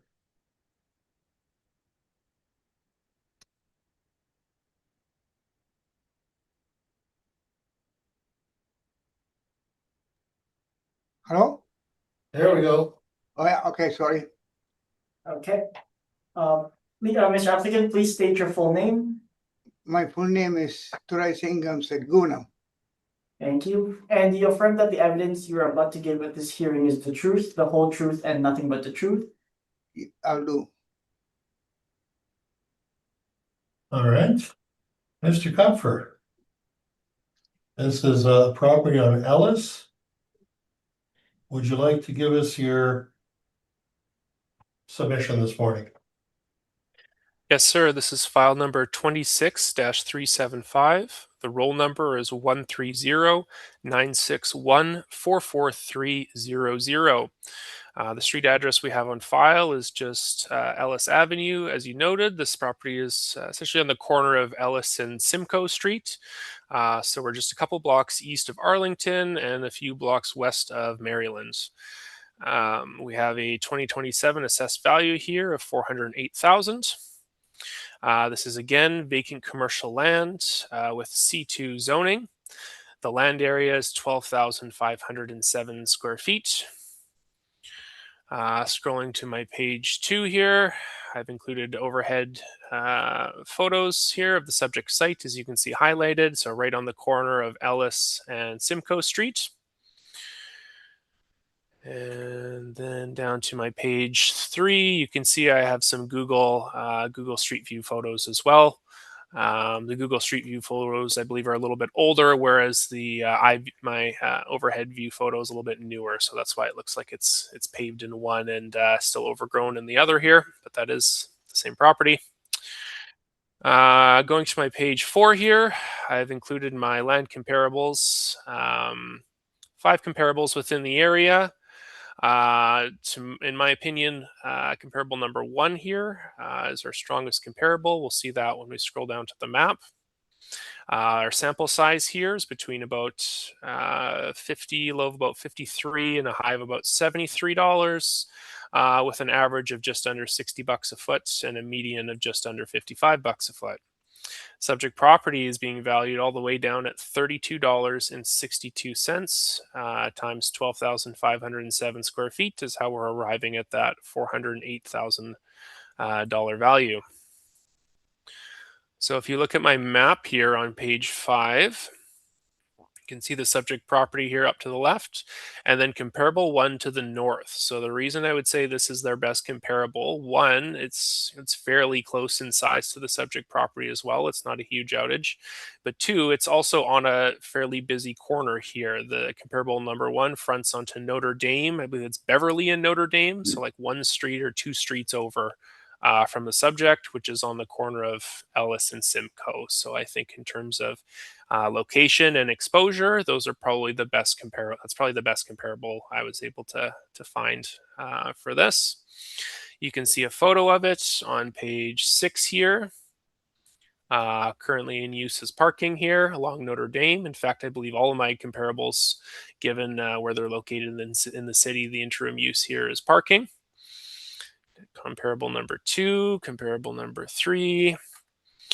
And then if we go all the way to the bottom of my brief here on page 11, I've included some of the more recent zoning information I was able to pull for the site, which indicates that a 1-story, 5-unit commercial building is being planned for the site, just under 5,000 square feet. So that's my most recent information on it. Like I said, we're valuing it pretty low, down in the $32 a foot range compared to relative to the comparables. I think 800 Notre Dame is the strongest comparable, given that it shares the same zoning. It's similar in size, and it's also on a busy corner, similar to the subject property. Yeah, that's all the information I have on this one. So $408,000 is our 2027 assessment. I'm going to ask that that be confirmed. Thank you. Thank you very much. And Mr. Sirgam, would you like to ask questions of the assessor of his submission this morning? I got a question here, comparable 4. Could you confirm it is that property is not undeveloped property, is the property is a paved parking lot? I believe all of my comparables are in use as parking lots, including number 4, yes. So, okay, so that's not a bare land, it's not all improved proper land then. Yes, I think I made a point of that. Your property is not paved. It's not a paved, it's undeveloped. Correct. Yes, it's vacant, Yes. vacant land. Yeah. Yeah, but your comparable, all of them is developed already. No, there's surface parking lot, which we would consider surface to be an parking lot interim mean- use between development. Yes, I mean, Yes. if you do the development, it costs money, including asphalt, gravel. It costs roughly about $30-40 a square foot. No, I wouldn't agree with that figure, but that's yes, my there is doubt. a cost to paving. Absolutely, yeah. Yeah, cost of paving. So some of them comparable is asphalt paving on it. Am I right or wrong? Comparable I've- number 4 It's a asphalt parking lot. I think I've already answered the question multiple times, sir. Yes, it is. Okay, thank you.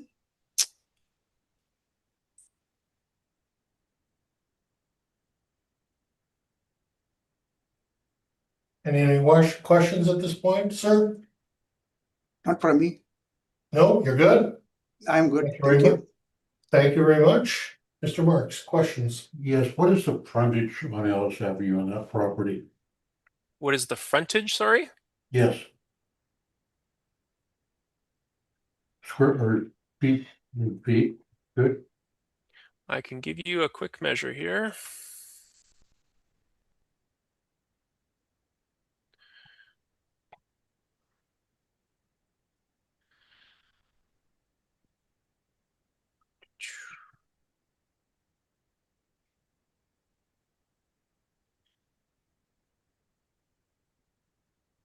On Ellis, I'm showing a frontage of almost exactly 100 feet. So the lot's Okay. about 100 by 125 then. Perfect. Thank you very much. No further questions. Thank you. Ms. Penner, any questions at this time? Okay. Just one quick one. I think your value conclusion is quite a bit lower than the indication by your what you would consider your best comparable. And so I was just wondering what would cause that. Is there some superiority related to Notre Dame versus Ellis, or if you could just speak to that? No, that's a fair question. I wouldn't attribute any superiority or inferiority between Ellis and Notre Dame at these locations personally. One is a sale price and one is an assessment. So I think the sale prices generally reflect market value. Our assessments, sometimes they're a bit high, sometimes they're a bit low. In this case, I would argue that our assessment is actually low. That was all I had. Thank you. Thank you very much. And I don't think I have any questions further. So Mr. Seligram, could you give us your presentation this morning, sir? Yeah, sure. Okay, I got my brief is here. The first page, the page 1 is an assessment brief prepared by myself. My name is Sagunam. Go to the page 2, property description, page 3, 4, and 5. Sale history on page 6. The direct comparison is page 6. Conclusion is page 7.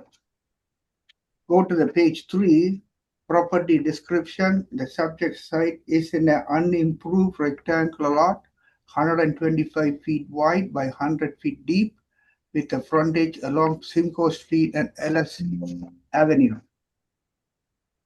When you go to the page 4, the sales and the history of the property. The property was acquired for the $102,500 from the city of Winnipeg by 5299081 Manitoba Limited on April 26, 2007 in a surplus land sales. At purchase, it was 2 separate roll numbers, 13032016 000 and 1303201500 purchased together in a multi-roll sale. Instrument number 339954-5/1. So the subject sales sold for C2, 2 properties, 752 LS and 756 LS. The sale price is $102,500. The land size is at 12,501 square feet. The sale price is at $8.20 a square foot. Page 5, aerial photo of the lot. Used to be a residential lot. The lot number is 35 to 39 residential lot. Page 6, that's my comparable properties. I got a comparable properties. I got 2 tables available. One is a table 1 and table 2. when you go to the table one, comparable one, 265 Princess Street, the sale price is $337,000, 22,459 square feet, and sale price is $15.01. 221 Higgins, C2 zoning, and sale price is $525,000, 19,829 square feet, and sale price is $26.48. Comparable 3, 601 Jackson, C2 zoning, sale price is $338,400, 13,663 square feet, $24.77 a square foot. Comparable I think number we- 4. Sure, I Sorry? think we can see the whole table in front of us, sir. Okay, no We problem. can see the range. If you'd like to just kind of surmise what you're wanting us to Oh, okay, look at, okay, sir. no problem. Then I'll make it a short. Okay, the comparable 1 to 10, I reached the weighted average sale price $17.39. You can see it on your right hand side. Weighted sales price is $17.39. At table 2, I'm comparing residential areas. Comparable 11 to 14. I come with a $22.27 per square foot, my comparable price. When you go to the page 7, my conclusion, based on the above, we come see to analyze it, the subject property would achieve selling price on the range of not less than $7.17 and not more than $26.48 a square foot. The weighted average approaching the reference date of $17.32. Based on the above R2 residential two-family analysis, the subject property would be able to achieve selling price range from $20.84 a square foot and no more than $23.39 per square foot, weighted average approaching $22.27. Based on the 2227, I determined the market value 12,501 square feet, $22.27 per square foot. The total come to $278,397. I round up to $279,000.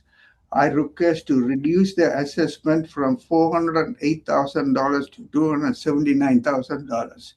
Thank you. Thank you very much, sir. Mr. Cuthbert, questions? Yes, sir, I do. Looking at your comparables on page 6, these are wide ranging. Would you agree with me that these don't represent the subject property particularly well? Please, one more time. Repeat the question again. Comparable? Your comparables, you've listed, I think, 14 here. They don't Yes. seem to represent the subject property very well in terms of zoning and location and land size. Are you able to identify maybe one or two good comparables that we can talk about and focus on? Okay. Okay. I'll give you a good example. You're also comparing 265 Princess Street. And I come with the $15.01 per square foot. That's a C2 zoning.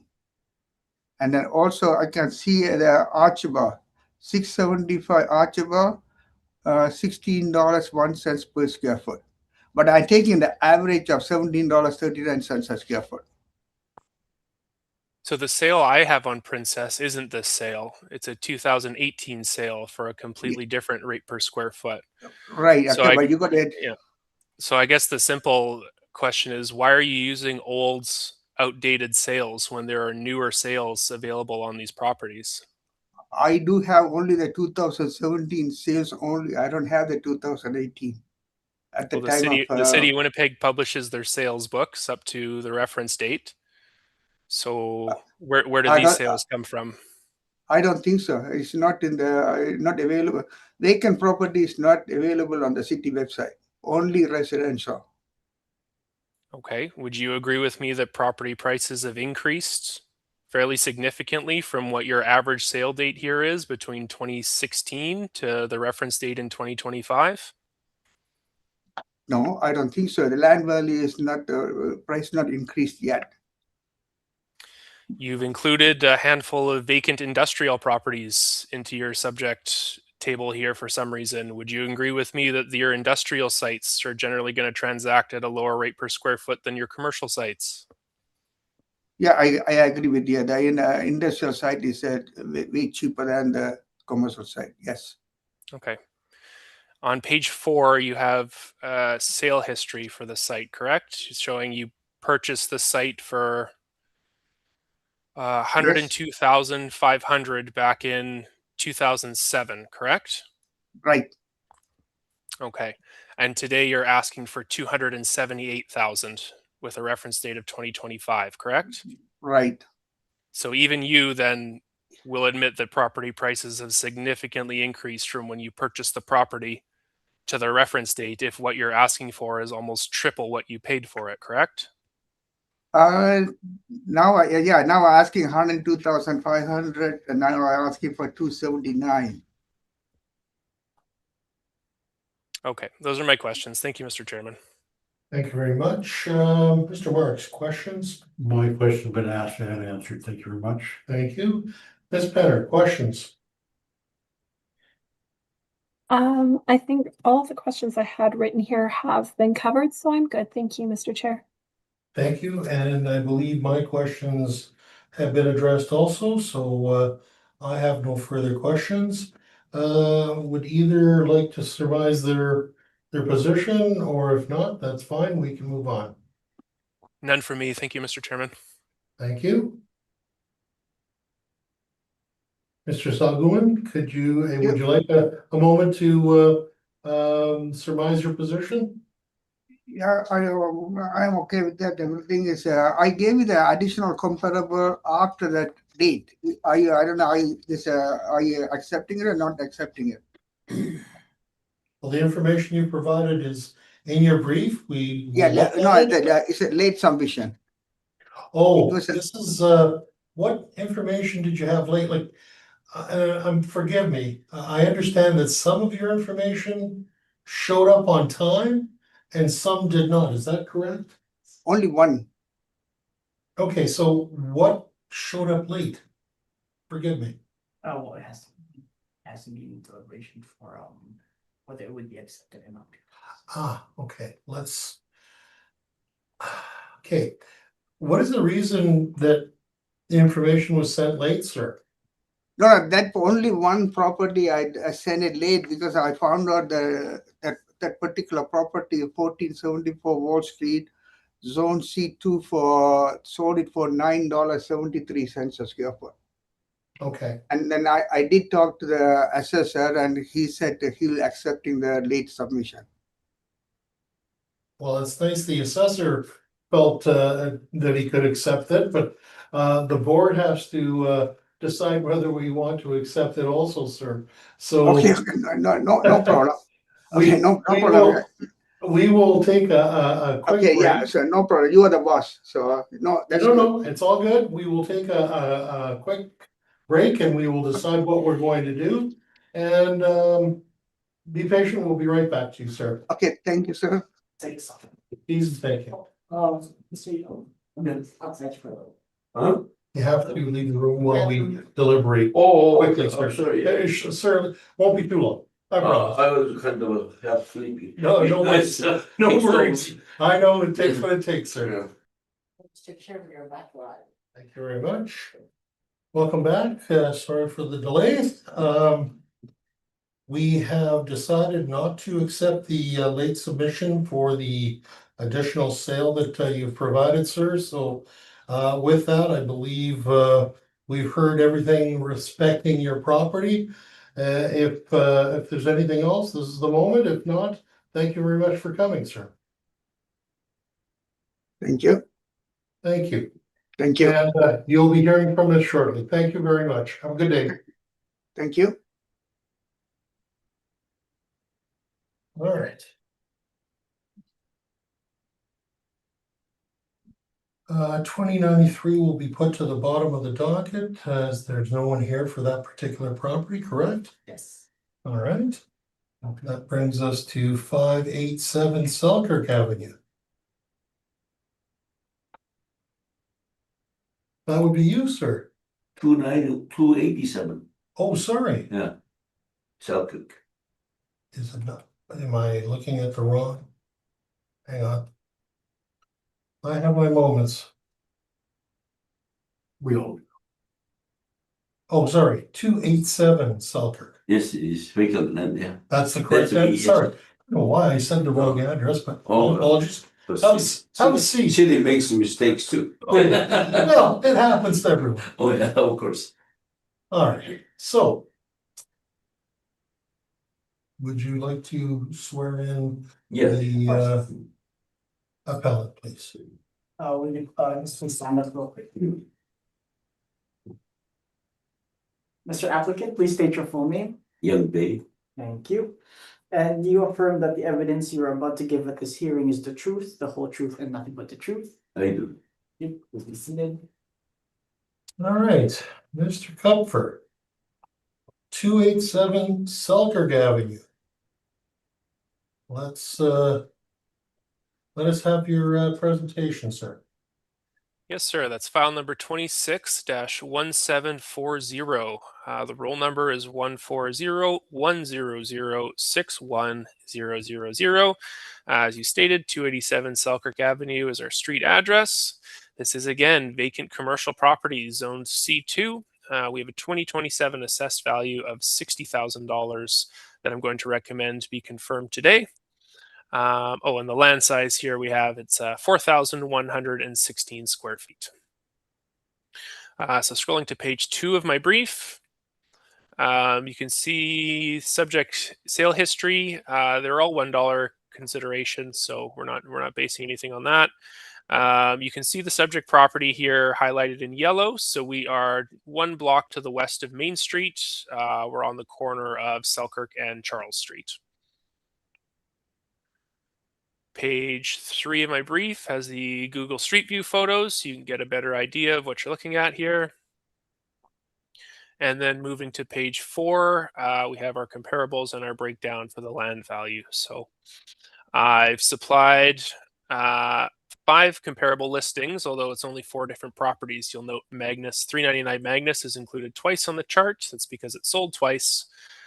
So we included it twice.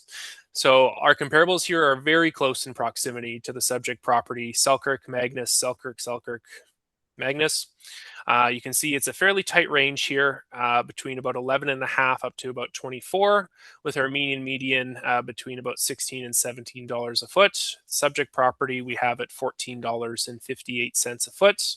Times that 4,116 feet is how you arrive at $60,000 even for our assessment. Scrolling to page 5 of my brief, you can see I've included a map, again, showing our comparables.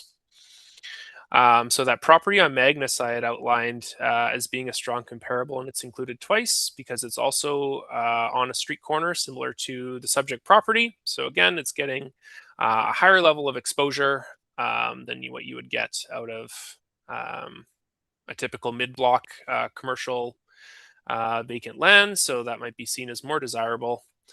Beyond that, I've included photos again of all the different sites if you'd like to see them. Again, quite a few on Selkirk and then close by in the area. So we're assessing this one at just under $15 a foot. I think we have a pretty strong sample size supporting that. Again, for a 2027 assessment based on a 2025 valuation. And I just wanted to point out, down on page 11, I did a permit search like I do for all of them, and there isn't any pending development or anything like that that I was able to see for the site. The only permit I saw was a demo for an old commercial structure. So, that's all the information I have on it at the moment. And again, I'm going to recommend that $60,000 assessment be confirmed, please. Thank you. Thank you very much. Mr. Bay, do you have any questions at this point of the assessor? You brought all those comparables. You said it's very nearby and similar size or nature of a property, but to me, your comparables, the closest one is the Magnus. And the farthest maybe 15, rather 10, 15 blocks away on Southwick Avenue, almost west end, close to Phillips. And then so my property is right on Southwick at Charles Corner, northeast corner. Anyways, weren't you able to bring any comparables right adjacent or right across street or right within the block from my property? I didn't I know. brought comparables. Yeah, Right, I yeah, inside the range. right. So I'd agree with you that the Magnus property is the best comparable, given that it's also has Oh, I exposure. see. This one has exposure onto Salter, right? Being a corner commercial lot, and yours is a corner commercial lot there on Charles. That was So my I think question. You did your best. That's fine. Thank you. okay.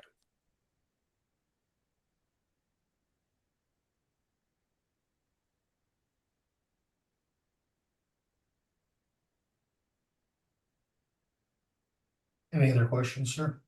No other questions. I'll bring up my. Thank you very much. Appreciate that. Ms. Penner, questions at this time? Just one for me. I was wondering, in regards to that Magnus sale, would you attribute the increase in value to market conditions, or did something else happen to that site that would have increased the value? Yeah, so to my knowledge, there is no change to the site, so I would attribute it to market factors. Okay. That is all for me. Thank you.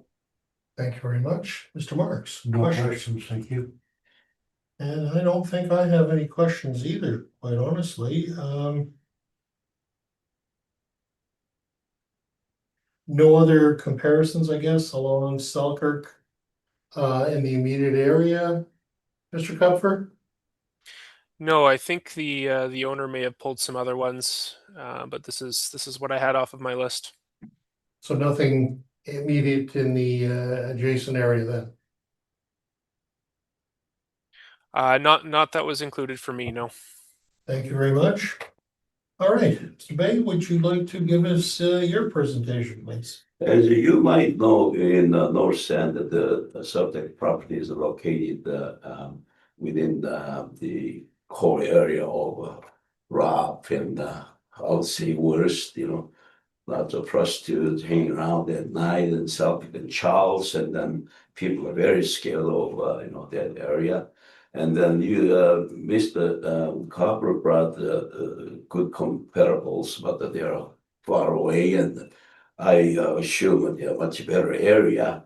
And then, anyways, I have some comparables here, which was sold in year of 2023 in September, and similar size at the 284 Selkirk Avenue, which is right across street from my property, and then that was sold for $33,000. And then also my site is right here, and then two other parcels right next to my property, and then those properties are sold according to city sale history here. Those both were taken by city, and then the city released it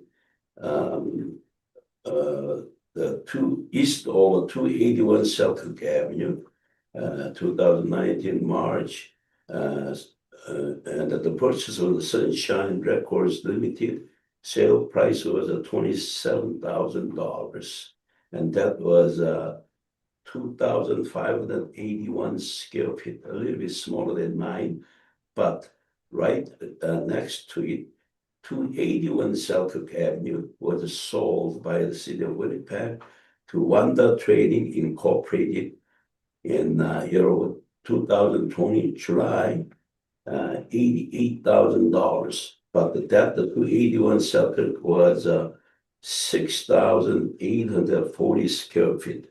It's almost double size of my lot. Anyhow, so when you calculate it, the per each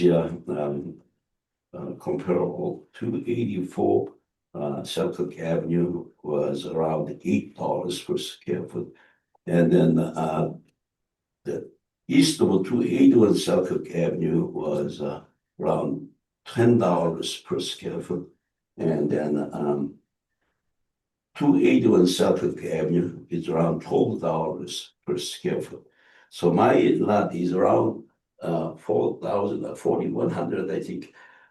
So when I calculated, if you go to median, if it's say $9 or $10, it should be 40,000 or under. That's all I want to figure out. I've been owning the property for the last 4 decades, and then for the last the first 20 years, I was using it for my martial arts school and my construction storage. After that, it was empty, and around 10 years ago, I demolished it.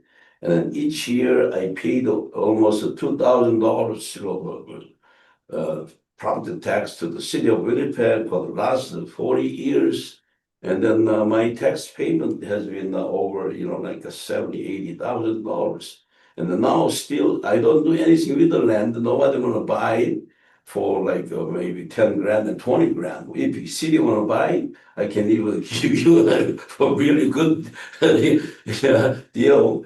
But still, I have to pay $2,000 almost every year. I'm a pensioner. I have no other income, and then my wife does a little bit, but she won't give me any money. So $2,000 is kind of a big damage, on me. So I don't care. I don't think it's a fair price. I would pay, no problem.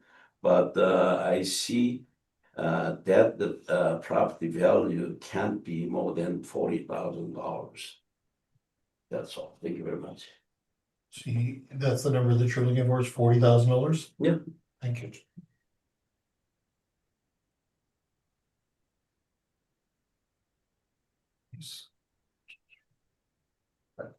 Okay. And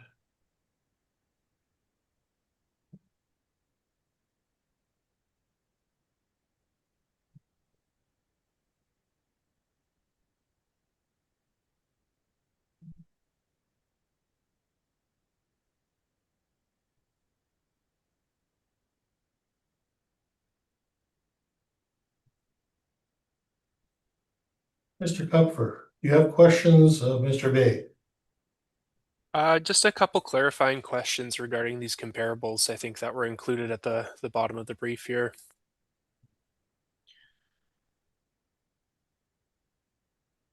Go ahead.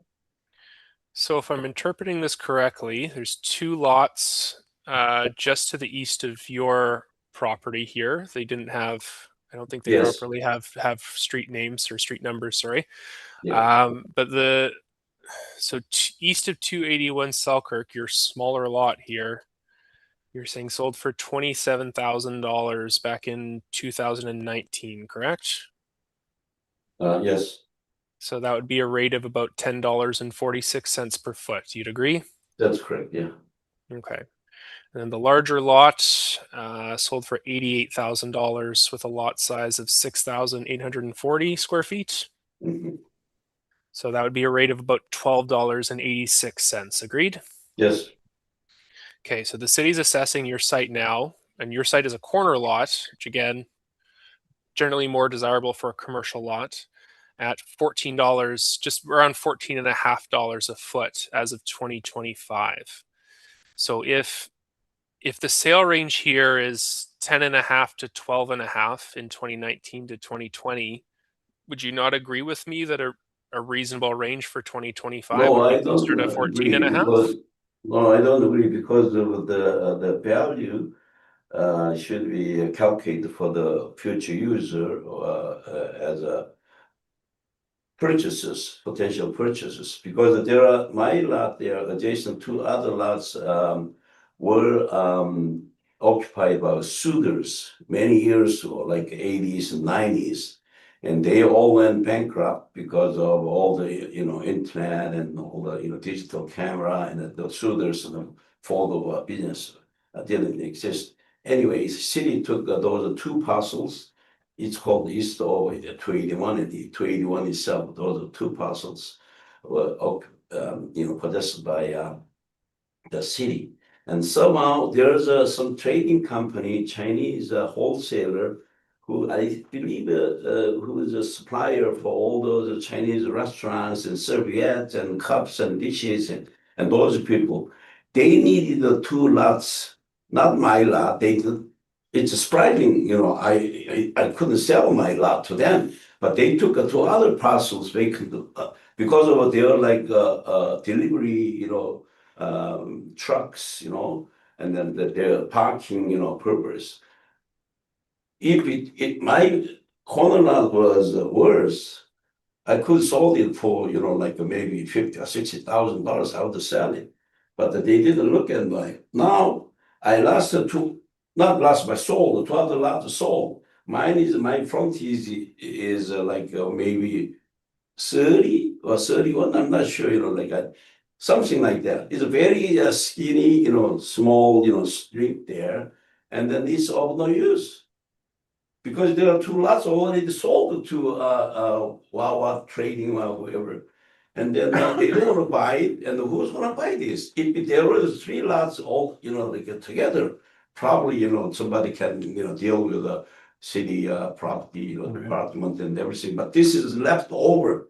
When you have a leftover little, like a fabric, or all the major fabric, size of fabric made, for a good coat, and then now it's a little size to make a little socks, and nobody will buy it. That's what it is. I just left over.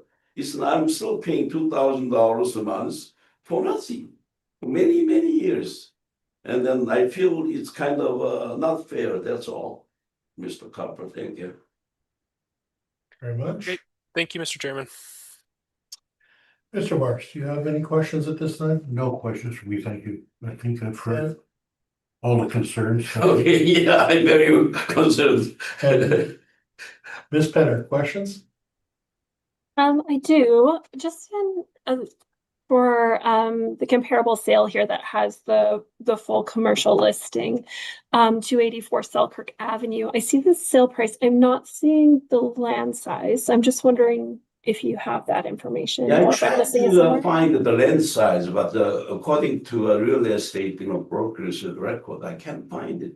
But I see that physically that is either wider than mine or similar or same. I'm not sure. It's because all those like cutting the frontage, it's 30 from 40 in between. So I I don't think it's much bigger than mine. And then that was $33,000 sold for. Right. I can't find the size. I trying to checking it right now, and then I can't find. I don't know the city. Maybe you guys have a better information according to the map. Oh, and okay, so yeah, I was trying to determine what the price per square foot was on that one.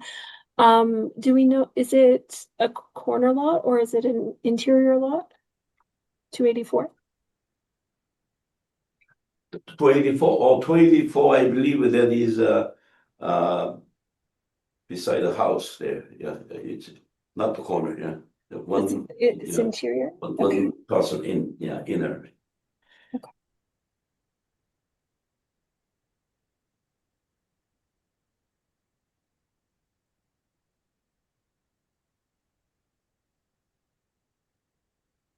That was all for me. Thank you.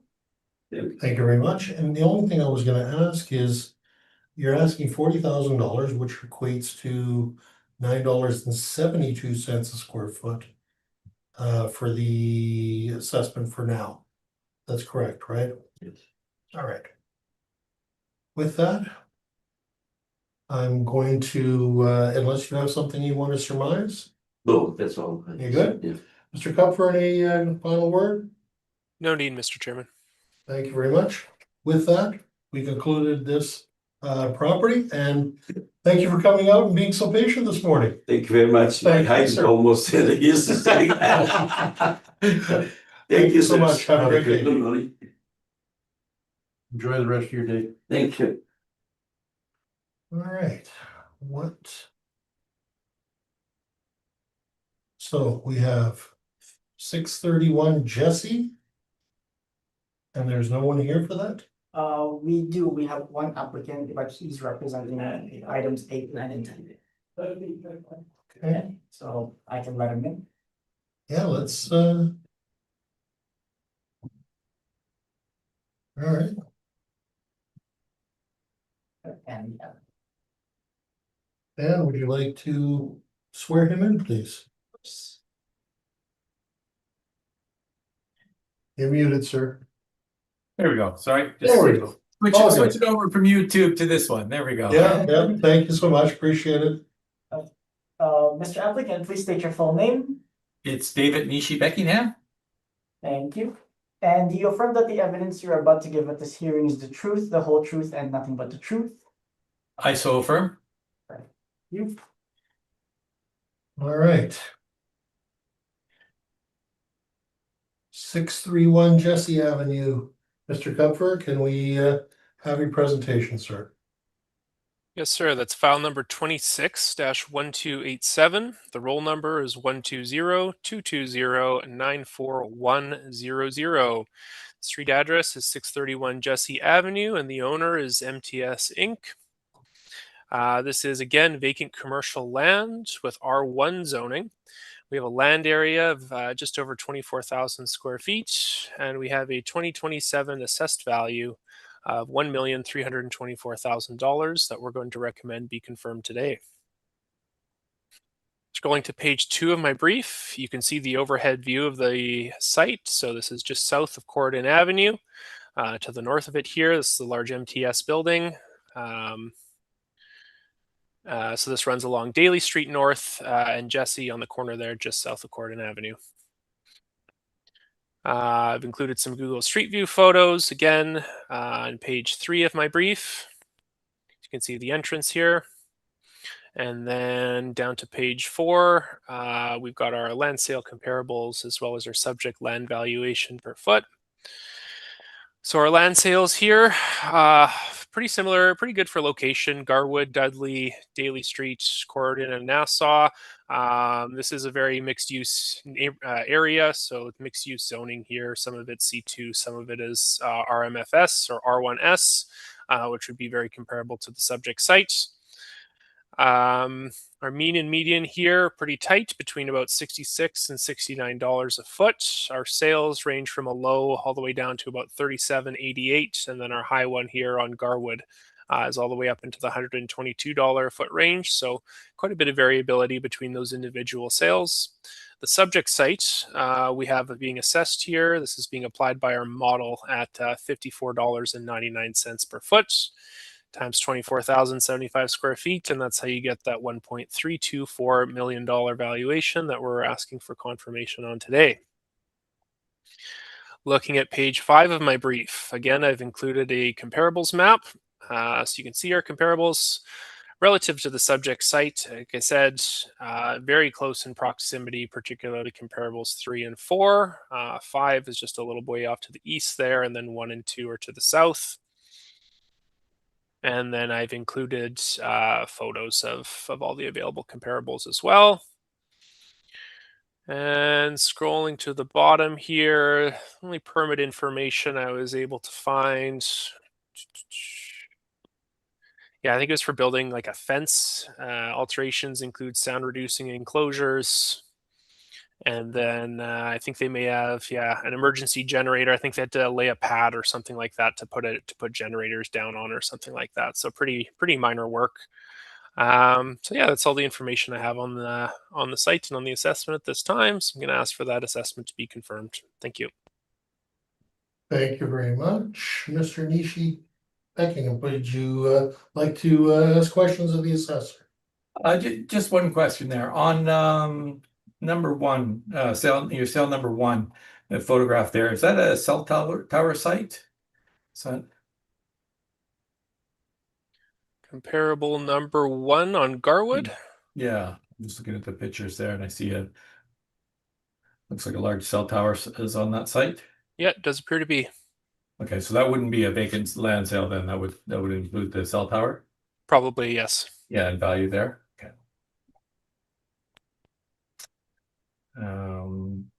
Okay. And the subject property is currently zoned R1, Yes, sir. and the current use is as a parking lot. Yeah, I believe MTS uses it for, well, from what I can see in my photo here, generators and vans, stuff like that. No further questions. Thank you very much. Questions, Mr. Marks? Yes, that generator is backup generator for the MTS building. I really don't know, sir. Okay. And is that a new installation on that property? The date of my permit here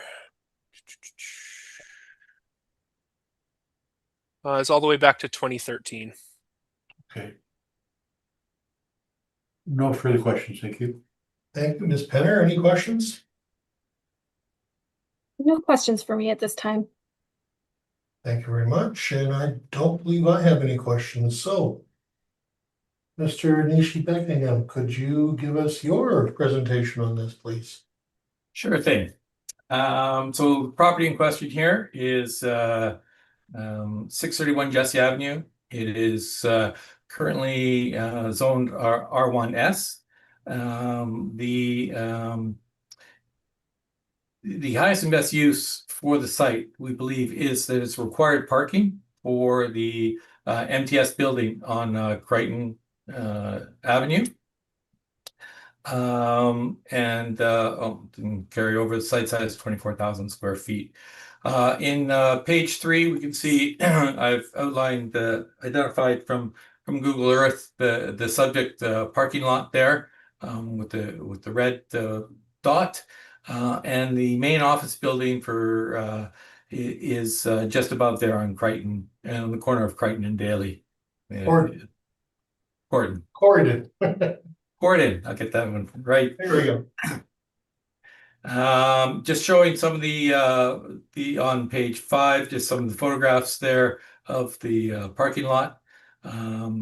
And just the question was asked about the backup generator, and that is indeed the backup generator is required for the main building, the MTS building.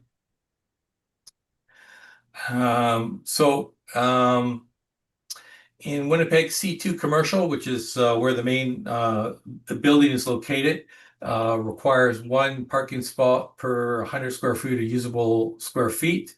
And then retail requires 1 space per 300 square feet of gross floor area, and office space of 1 per 400 square feet of gross floor area. So there's 429 parking spots that are required for Crichton Avenue there. And the value of this property is required for the parking for the subject site, for the site on Crichton. So it doesn't really have an independent value. Any value associated with this site would be included in the value that's derived from the main building.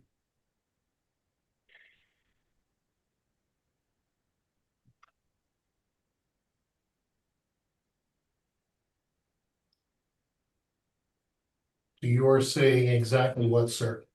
So I'm saying that I guess there'd be 2 ways to look at this. This would have 0 value, because the value of this parking lot, because it's required for the main building, is attributable to the main building. The main building would have that value in there, and should be. Or the other way to do it is, if you have value here, you should subtract that from the main building value, from the building on Croydon. Subtract that value, because you're splitting the values here. The office building has one value, which would include parking, and this is associated parking with it. All right. I understand exactly your position. Thank you. Mr.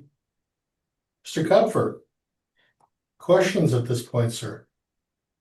I have a few questions, and I also have a rebuttal submission, sir. All right, we will get to that shortly. Go ahead, sir. In your final summation here, if I'm understanding this correctly, you're calling this an office space and saying it needs 1 space per 400 square feet of gross floor area. Is that correct? Yes. Okay. Have you inspected the adjoining property? I've got the valuations for the adjoining property, yes. Why are we calling this an office property? That's the way the assessor has valued it. The assessor has valued it as an office property. Yes. How many streams are on the property? I don't have that with me. Would you agree with me that there are multiple streams on the property and one of them may be an office stream? I can't recall, but I'm sure it's probably in your rebuttal, I would assume. Okay. Where did you get the information for one stall per 400 square feet of gross floor area? From the C2 parking requirements? Okay. So this isn't based on the usage, this is based on the zoning you pulled this? Yes. Okay. So you're saying you think this is an office property and it is required 400 square feet, one parking space for 400 square feet. Yes. Okay. Yep, those are all my questions. Thank you, Mr. Chairman. Right, thank you. Ms. Penner, questions?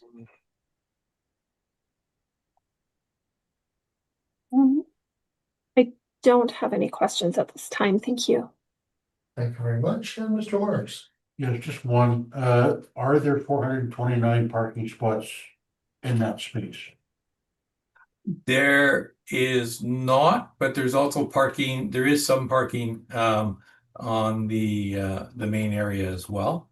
So they have total, so if you look at page 3, you can see there is some parking on I'll never say this correctly, Croydon Drive. Gordon, thank you. Gordon, I'll say it correctly eventually. There you go. Drive. There, so between the two, I believe they have enough parking. So what you're saying then is there's on-street parking plus the parking lot designated for the MTS building? There is some parking on the MTS building, but it's not the fully amount required. Okay, it's the main holding. Sorry, I'm just pointing out the main holding on Corden and Daly. And so the building is to the right-hand side of the picture. And then there's appears to be a building with some parking around it, and then another parking lot further west. Right. Yes, on the west side is where the parking is, yes. Okay. Okay, thank you. No further questions. Thank you. And I understand the concept that you're looking at here, Mr. Nishi Beckingham. I'm trying to understand why this hasn't been dealt with in the past. And maybe that's something I will have to ask Mr. Kupfer in a moment or two, but do you have any reason why this might not have been dealt with in the past, sir? It has and it hasn't. So in the past, it's been dealt that way. A couple cycles ago, I believe, the owner was telling me, but last cycle it wasn't. She brought that forward, and for whatever reason, it reverted to a value for the parking lot as well. I believe it was the cycle before that they had done this. So it's been on and on. It's been an on and off ongoing issue for this one and for the next site as well. So Okay. So, and this is. Okay, let me ask Mr. Kupfer then. Mr. Kupfer, this is something that has happened in many other properties that I'm aware of, but is this not, or should this not be deducted from the main holding so that the economic unit then is considered as a whole as opposed to a parking lot and an office building? The short answer, and I can show it in my rebuttal, is that no, there's no requirement for parking for this site at all because it's located in an urban infill area and it's identified as not requiring additional parking unless X, Y, and Z are fulfilled. But I can show you that once we get to the rebuttal. Okay. Well, maybe we should move to that rebuttal then, because I think that might help shed some more light on this. So, let's go to that next. Yeah, so I've included a section of the Winnipeg zoning bylaw 200-2006. Okay, Just one give us second, a moment. I don't have a copy of the rebuttal. We gotta get the document first. Of course. Just give us a moment or two.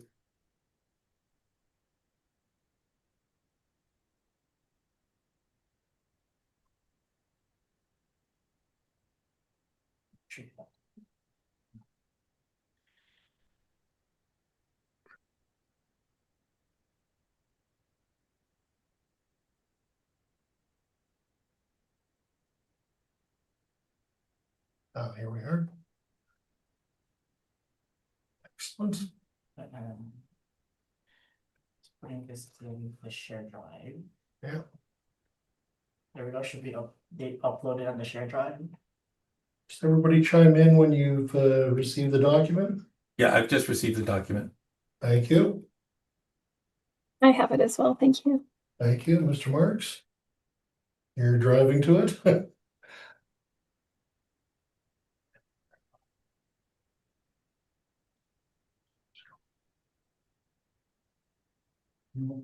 No? Okay. Yeah, I know.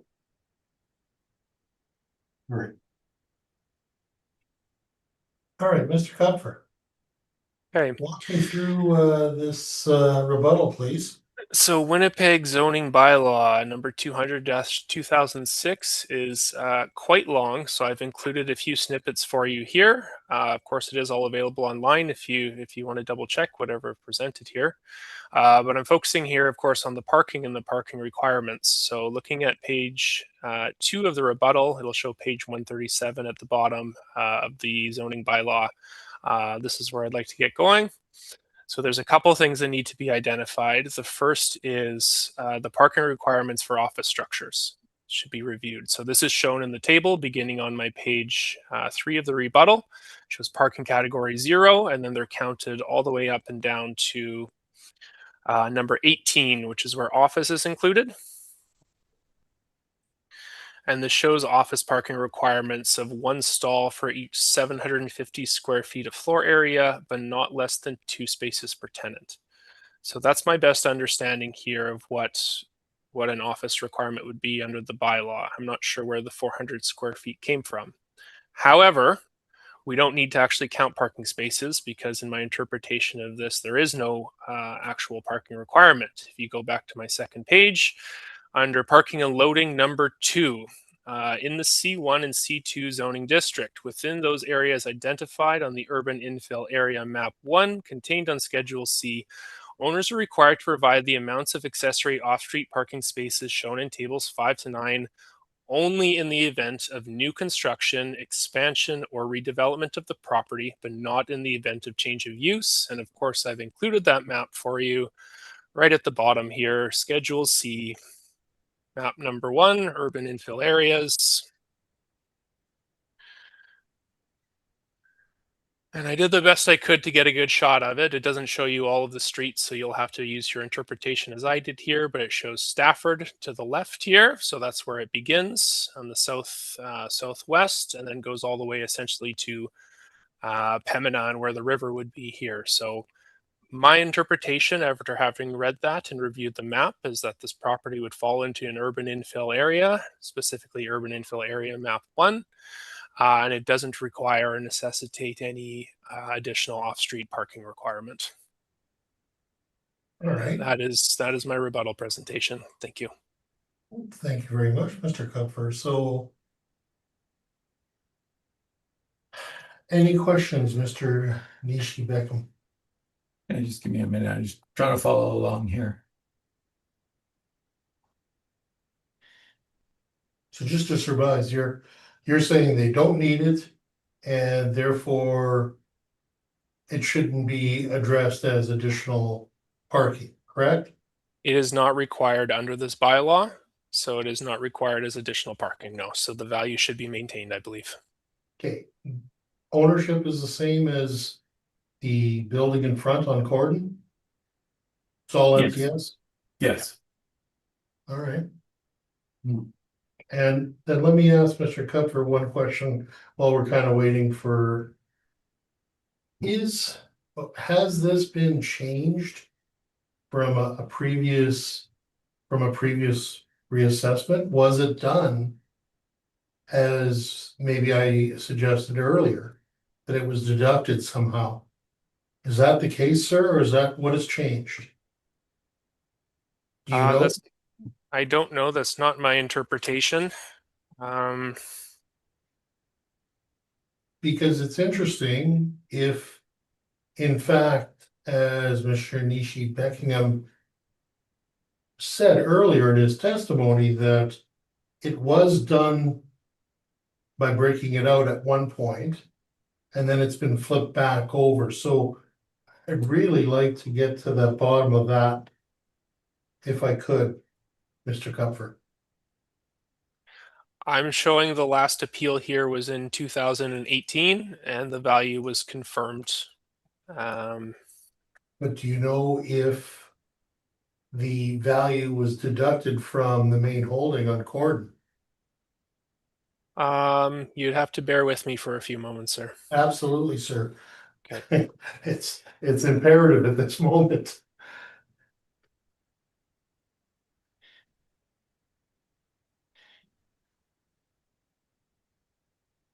And not to add too much color to the picture, but this is the same problem that you have, sir, on the one on Main Street, correct?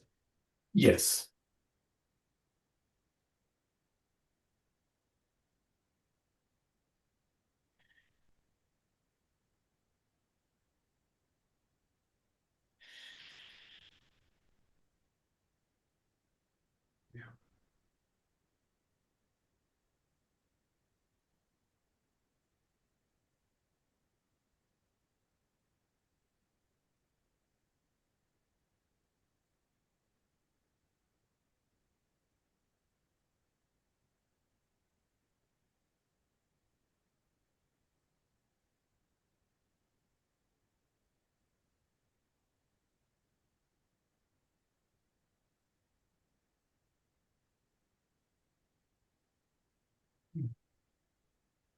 Clear as mud, Mr. Kupfer? Yeah, how slow these systems are. I have some idea.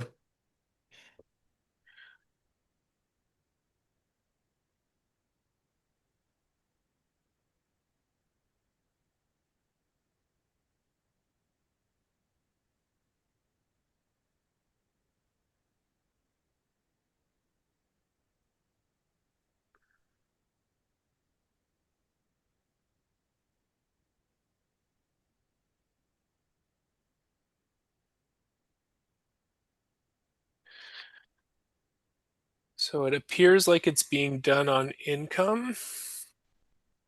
I don't see any notes about removing value or anything like that from anything recent here. Nothing going back to 2018 in the notes?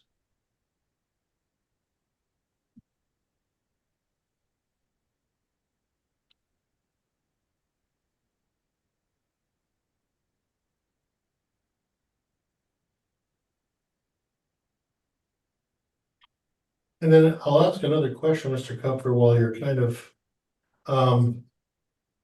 did you confer with your supervisor regarding this? I did, yes. So the Okay. last note I can see here, yeah, it would have been back to 2016 with a different agency. Assessed value was X. It was reduced to Y based on the withdrawal of the parking lot appeal at 631 Jesse at an approximate 800K value. So that may have happened at one point. It hasn't been happening for some time from what I can see, and my interpretation of the zoning bylaw is that that value should stand based on what we covered with the urban infill area. So we're going to ask for confirmation today. Okay, you're aware of the principle though, are you not, sir? I am, sir, yes. All right, and so why you think it's not required, even though land is contiguous to the main holding on Gordon, you still feel that that's not sufficient to warrant that change? Yes, sir, for a couple of reasons. Well, the first is that they aren't even using this land for specifically parking. They have generators installed onto it, so it's not specific to the parking requirement. They have surface parking to the west along Corridon for this building as well. I haven't counted the stalls. I'm not sure how many. Three, this isn't a pure office building, so even if you were to add it up, you wouldn't need that many office spaces or parking spaces. And like I said, four, if it falls within this area, the zoning bylaw specifically says they don't need to accommodate that much parking. So Well, I'm not sure that the parking is the main problem. And again, forgive me, I just believe that potentially, being in its one economic unit, it should be treated as such, as opposed to two different valuations, if you know where I'm going. yes, sir, I do. And again, I'd point out much of the space isn't used for parking. The only vehicles I can see parked here are service vans, not vehicles that office workers are taking in to work today. And they have parking lot as well, vacant parking to the west, adjacent on the same lot Yeah, as on the building. Gordon. Yeah, on Yeah. Corridon. Yeah, no, I completely understand that. Again, though, is it one economic unit? Never mind the parking. Is it one economic unit? Yeah, I would argue it's not one economic unit because it's not the parking spaces aren't required. Okay, Okay. Like I said, I've had a chance to run over the bylaw there. Just a quick question that comes out of that. The let me just find it here. If I go to 8, I guess it's on your page. It's listed as Winnipeg zoning bylaw 140 under number 18 office. If my understanding is correct, you're saying that based on its zoning and where it sits within the map, that would be one parking space required for 750 square feet of floor space? No, if it wasn't located where it was on the map, then it would be one parking lot for every 750 square feet of floor space. But because of where it's located in the map, it doesn't have any requirements for parking. It says owners are required to provide the amounts of accessory off-street parking spaces shown in table 5 to 9 only in the event of new construction, expansion, or redevelopment of the property. okay.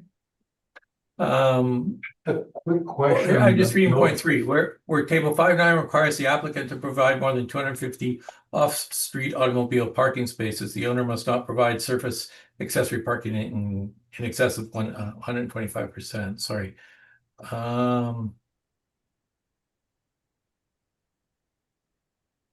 Sorry. C1, C2 district, those. On that same page, on table 5.9, there is number 19 is a call center. Is there a call center in that MTS building? I don't believe so. No, not in this one. No. Okay, thank you.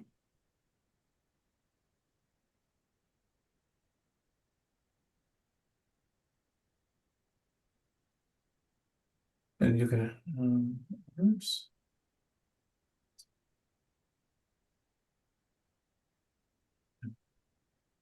Okay, then I have no questions then. Thank you very much. Mr. Marks, any further questions, sir? No, I don't think so. I'm just, Trying to get your head around it. yeah, it's, I can see where it should be one entity. Okay. But no, I don't have any further questions. Thank you, Mr. Kidd. Ms. Penner, do you have any questions at this time? No, I'm good, thank you. All right, I think I've asked all the questions I need to ask and answered, and I appreciate your answers, Mr. Kupfer. I appreciate the fact that you're pointing to evidence that you believe is pertinent to this, but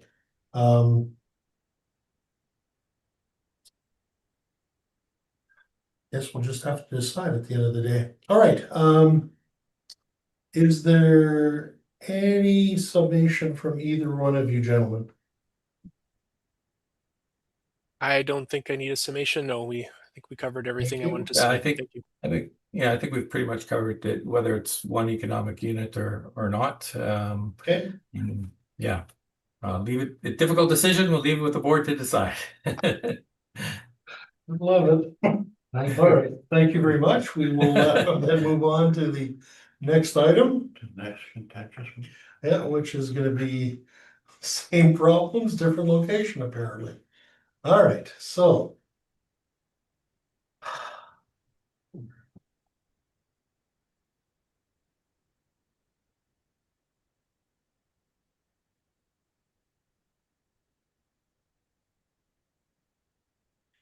That would be.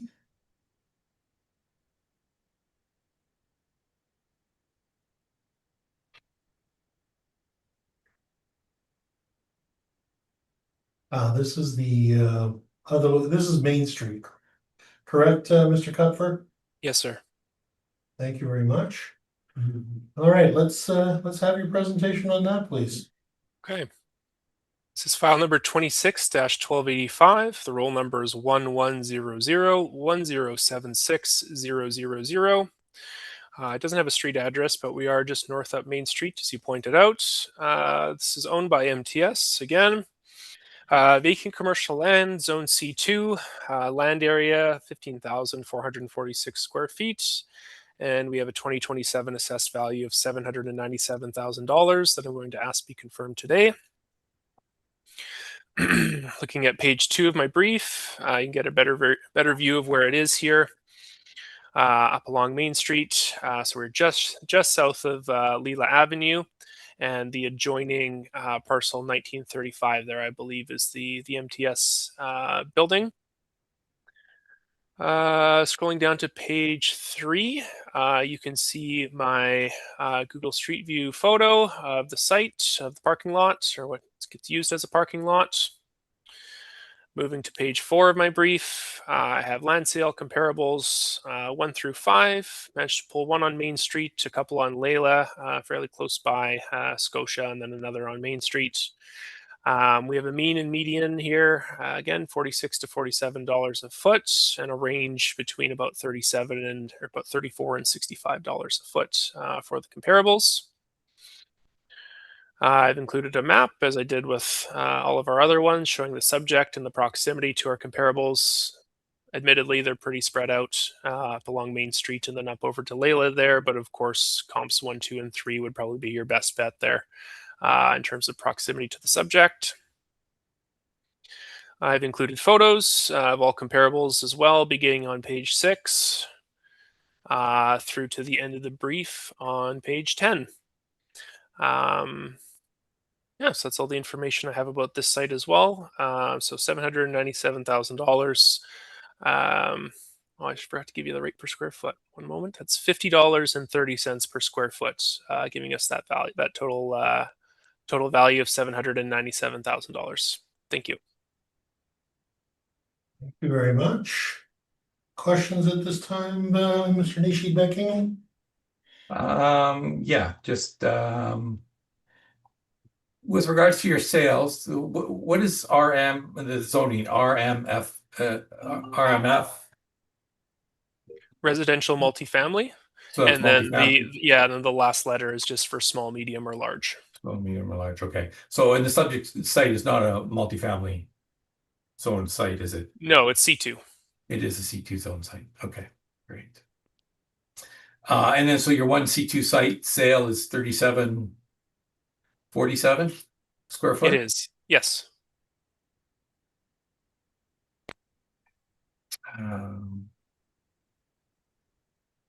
No further questions. Thank you very much. Ms. Penner, questions? I'm not sure how relevant it is, but just for my own understanding, there's $20,000 allocated for a depreciated building on site. Could you speak to that? Yeah, so that's it would either have to do with the asphalt, the signage, or the fencing generally. If we add them into our model, depending on what value is being used, there will be a small cost allocation that's being given to it. As you pointed out here, I think there's a $20,000 cost allocation being given probably for the concrete paving of the site. That's the discrepancy.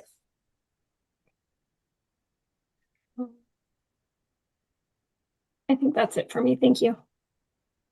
Thank you, Mr. Marks. No questions for me, thank you. And I do not have questions. Let's continue on. Mr. Nishi-Beckingham, could you give us your presentation? Sure. So just looking at my brief here, outlining on page 2, 1935 Main, with the C2 zoning and premise sites 15,446 square feet. And again, the highest and best use we believe is the required parking for 1935 Main. If you turn to page 3, you can see there's the two lots. There's the outline red bubble where the office building is there, and then there's the parking is with the blue arrow, and that's the subject that we're dealing with today. There, and it is a paved site for parking. And as mentioned by the assessor, the 20,000 improvement is for the fencing and the asphalt on the site there. Just showing where it is in relation to on page 4, and just showing on page 5 the street view there. You can see from Main and from the alley is parking. It's a parking lot, and there's no parking on the subject site there for the office building component there. I did the same required parking calculations of office space being 1 per 400 square feet, giving the building area of Main Street is 21,534 square feet, requires the 54 parking spaces, which would be required for that office building, which is basically would fit in this site.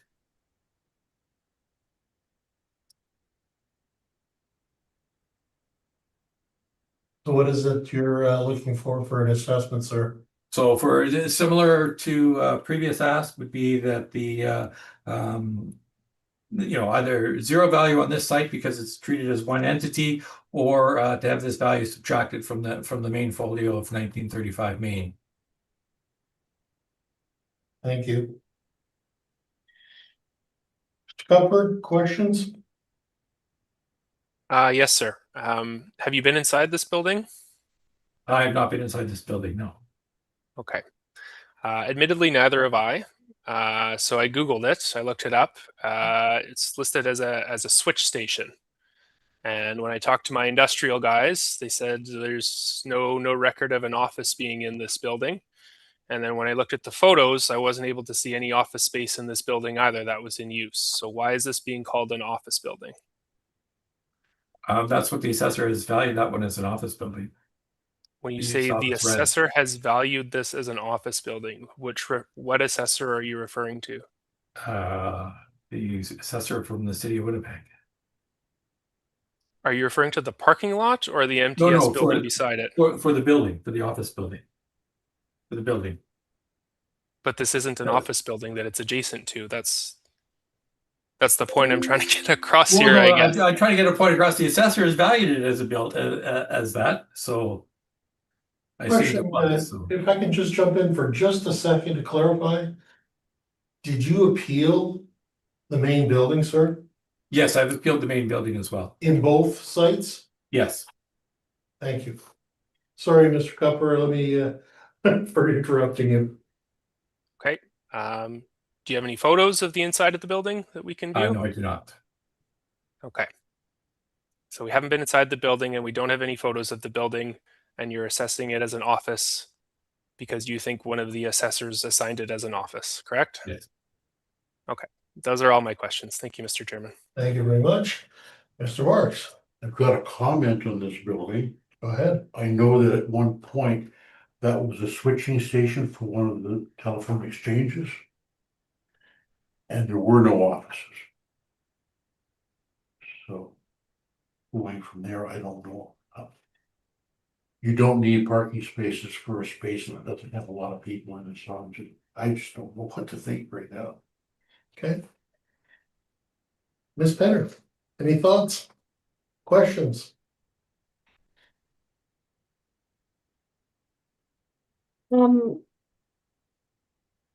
Lots of thoughts, nothing that is useful at this point, I think. Thank you. All right. And I think I don't have any further questions on this, so I believe we understand the problem for this property as well as the previous. Same problem, both properties. Yeah. Just one different note in final summation here, if I Sure, may. please go ahead. Just noting that the assessor's comparable sales, if the board is saying that that in this case it is a separate entity and should be valued on a rate per square foot, the only C sale available to the assessor there shows a rate of $37.47 a square foot versus the assessed value at $50.30 a square foot. Yeah. And the other And ones it's are a 2019 the other ones are sale. multifamily sites. Yeah, and it's Yeah. a 2019 sale. Yeah. All right. Final thoughts, Mr. Cupfer? Yeah, just that it is a little bit different from the last case we handled. In this case, there is no office space. So as it was pointed out, or at least to my knowledge, to the best available information, there's no office space. And actually, utility facilities are mentioned in the past rebuttal. I mentioned the big table there. There's utility facilities, major and minor. So if you're curious what the parking requirements are for those, you can check on there. Thank you very much. And with that, I believe that concludes that hearing. What do we have left here? None.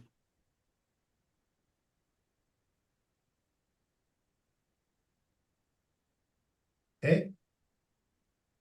This is, 10 and 5. yeah. All right, so go ahead, Mr. Cupfer. Oak Point Hold on. Highway.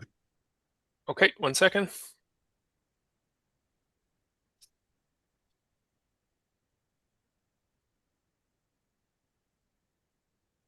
That is file number 26-969. The roll number is 141-000-45700. The address, like you said, is Oak Point Highway. The owner is MT Investments, Inc.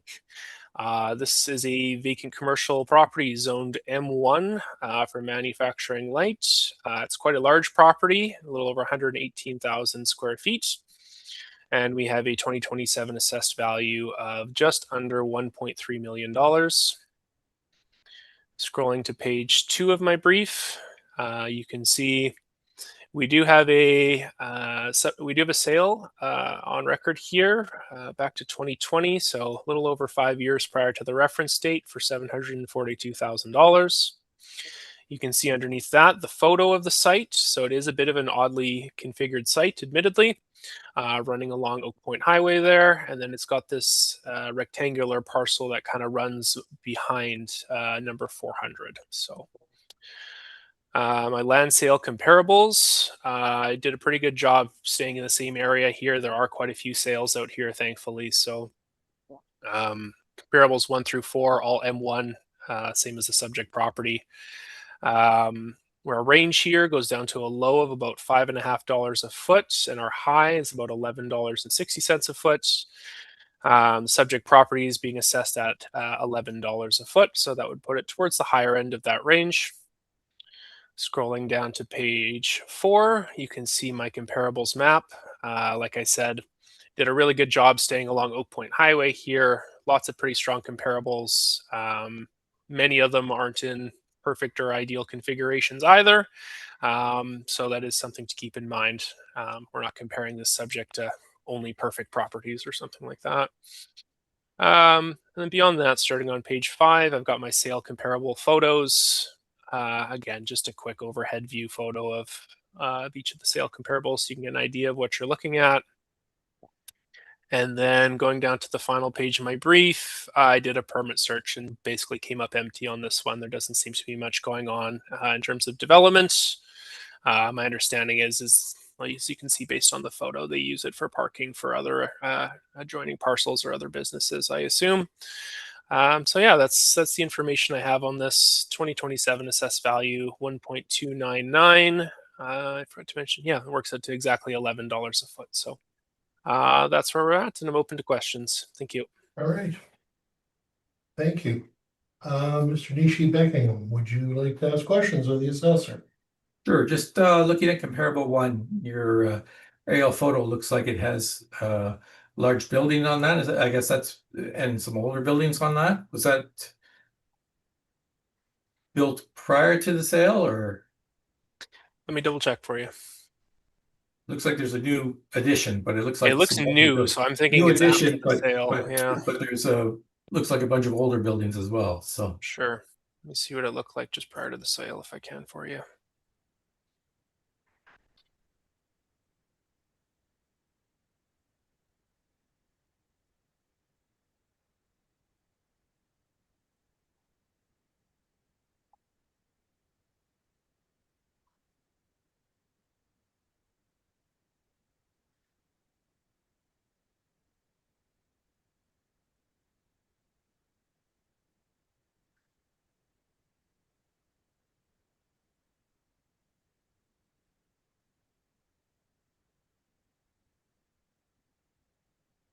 So that sale was 2022.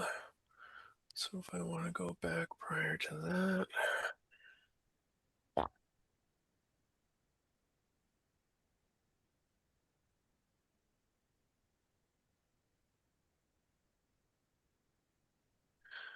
From what I can see, it looks largely unimproved prior to the sale. So I think the majority of that I would attribute to newer construction.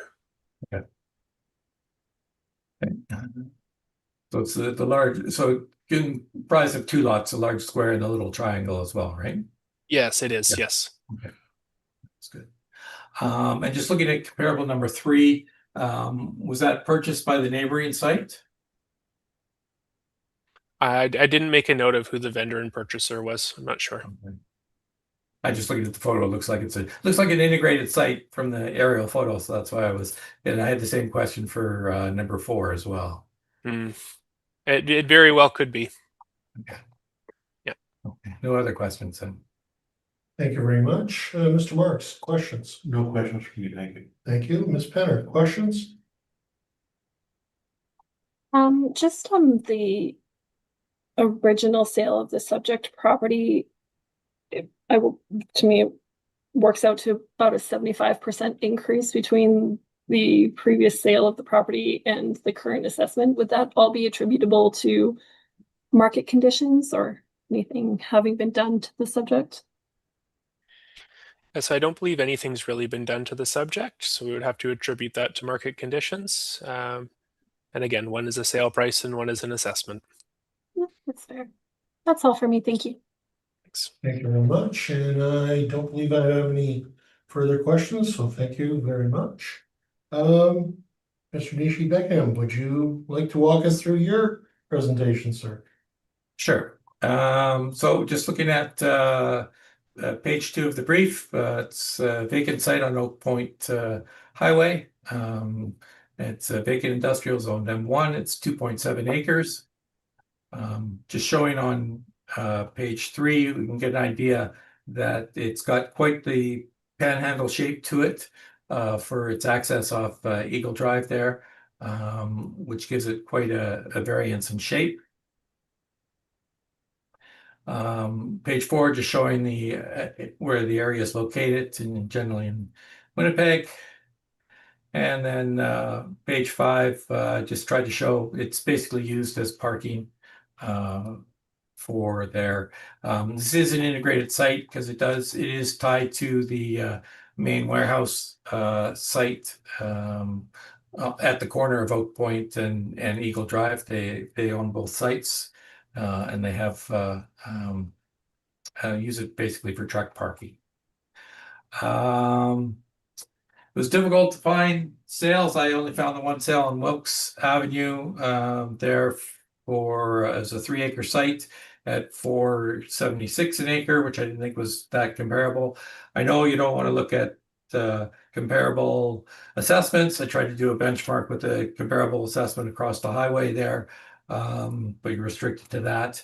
And I think that there's about approximately 15% shape adjustment that would need for the panhandle here, which would bring in the overall site to a rate of $938 per square foot, which would bring the assessment to $1.1 million. Thank you very much. Questions, Mr. Kupfer, please? No, I think 938 honestly is probably a reasonable value. I'd agree with that. All right. So you would agree with 1.1 million then? Yes, sir. All right. I'll go through the motions. Mr. Marks, any quick questions? None for me, thank you. Ms. Penner? No, thank you. And I have no further questions, so thank you, gentlemen, both, and we appreciate the reduction down to 1.1 million. It keeps things simple. Thank you very much for attending this morning, and sorry it took a little longer, but here we are. That's great. Thank you very much. Appreciate it. Thank you. Have a great day. Bye now. Bye. All right, we have one last property, and Mr. Kupfer, I cannot tell you how quickly we need to do this because we'll be losing our room shortly. Oh, maybe not. There we go. Apparently we are not in constraint of leaving the room, so oh, I do love how things change here. Yeah. All right, so then we have 2093 Portage Avenue. Mr. Kupfer, you have not heard from this appellant? I have not, and I didn't receive an evidence package either from them. No, there is no evidence that I'm aware of here at the board, so let's go through quickly on your information today, and then we will do our thing. Thank you. Thank you, sir. That's file number 26-960. The roll number is 070512460000. The street address is 2093 Portage Avenue.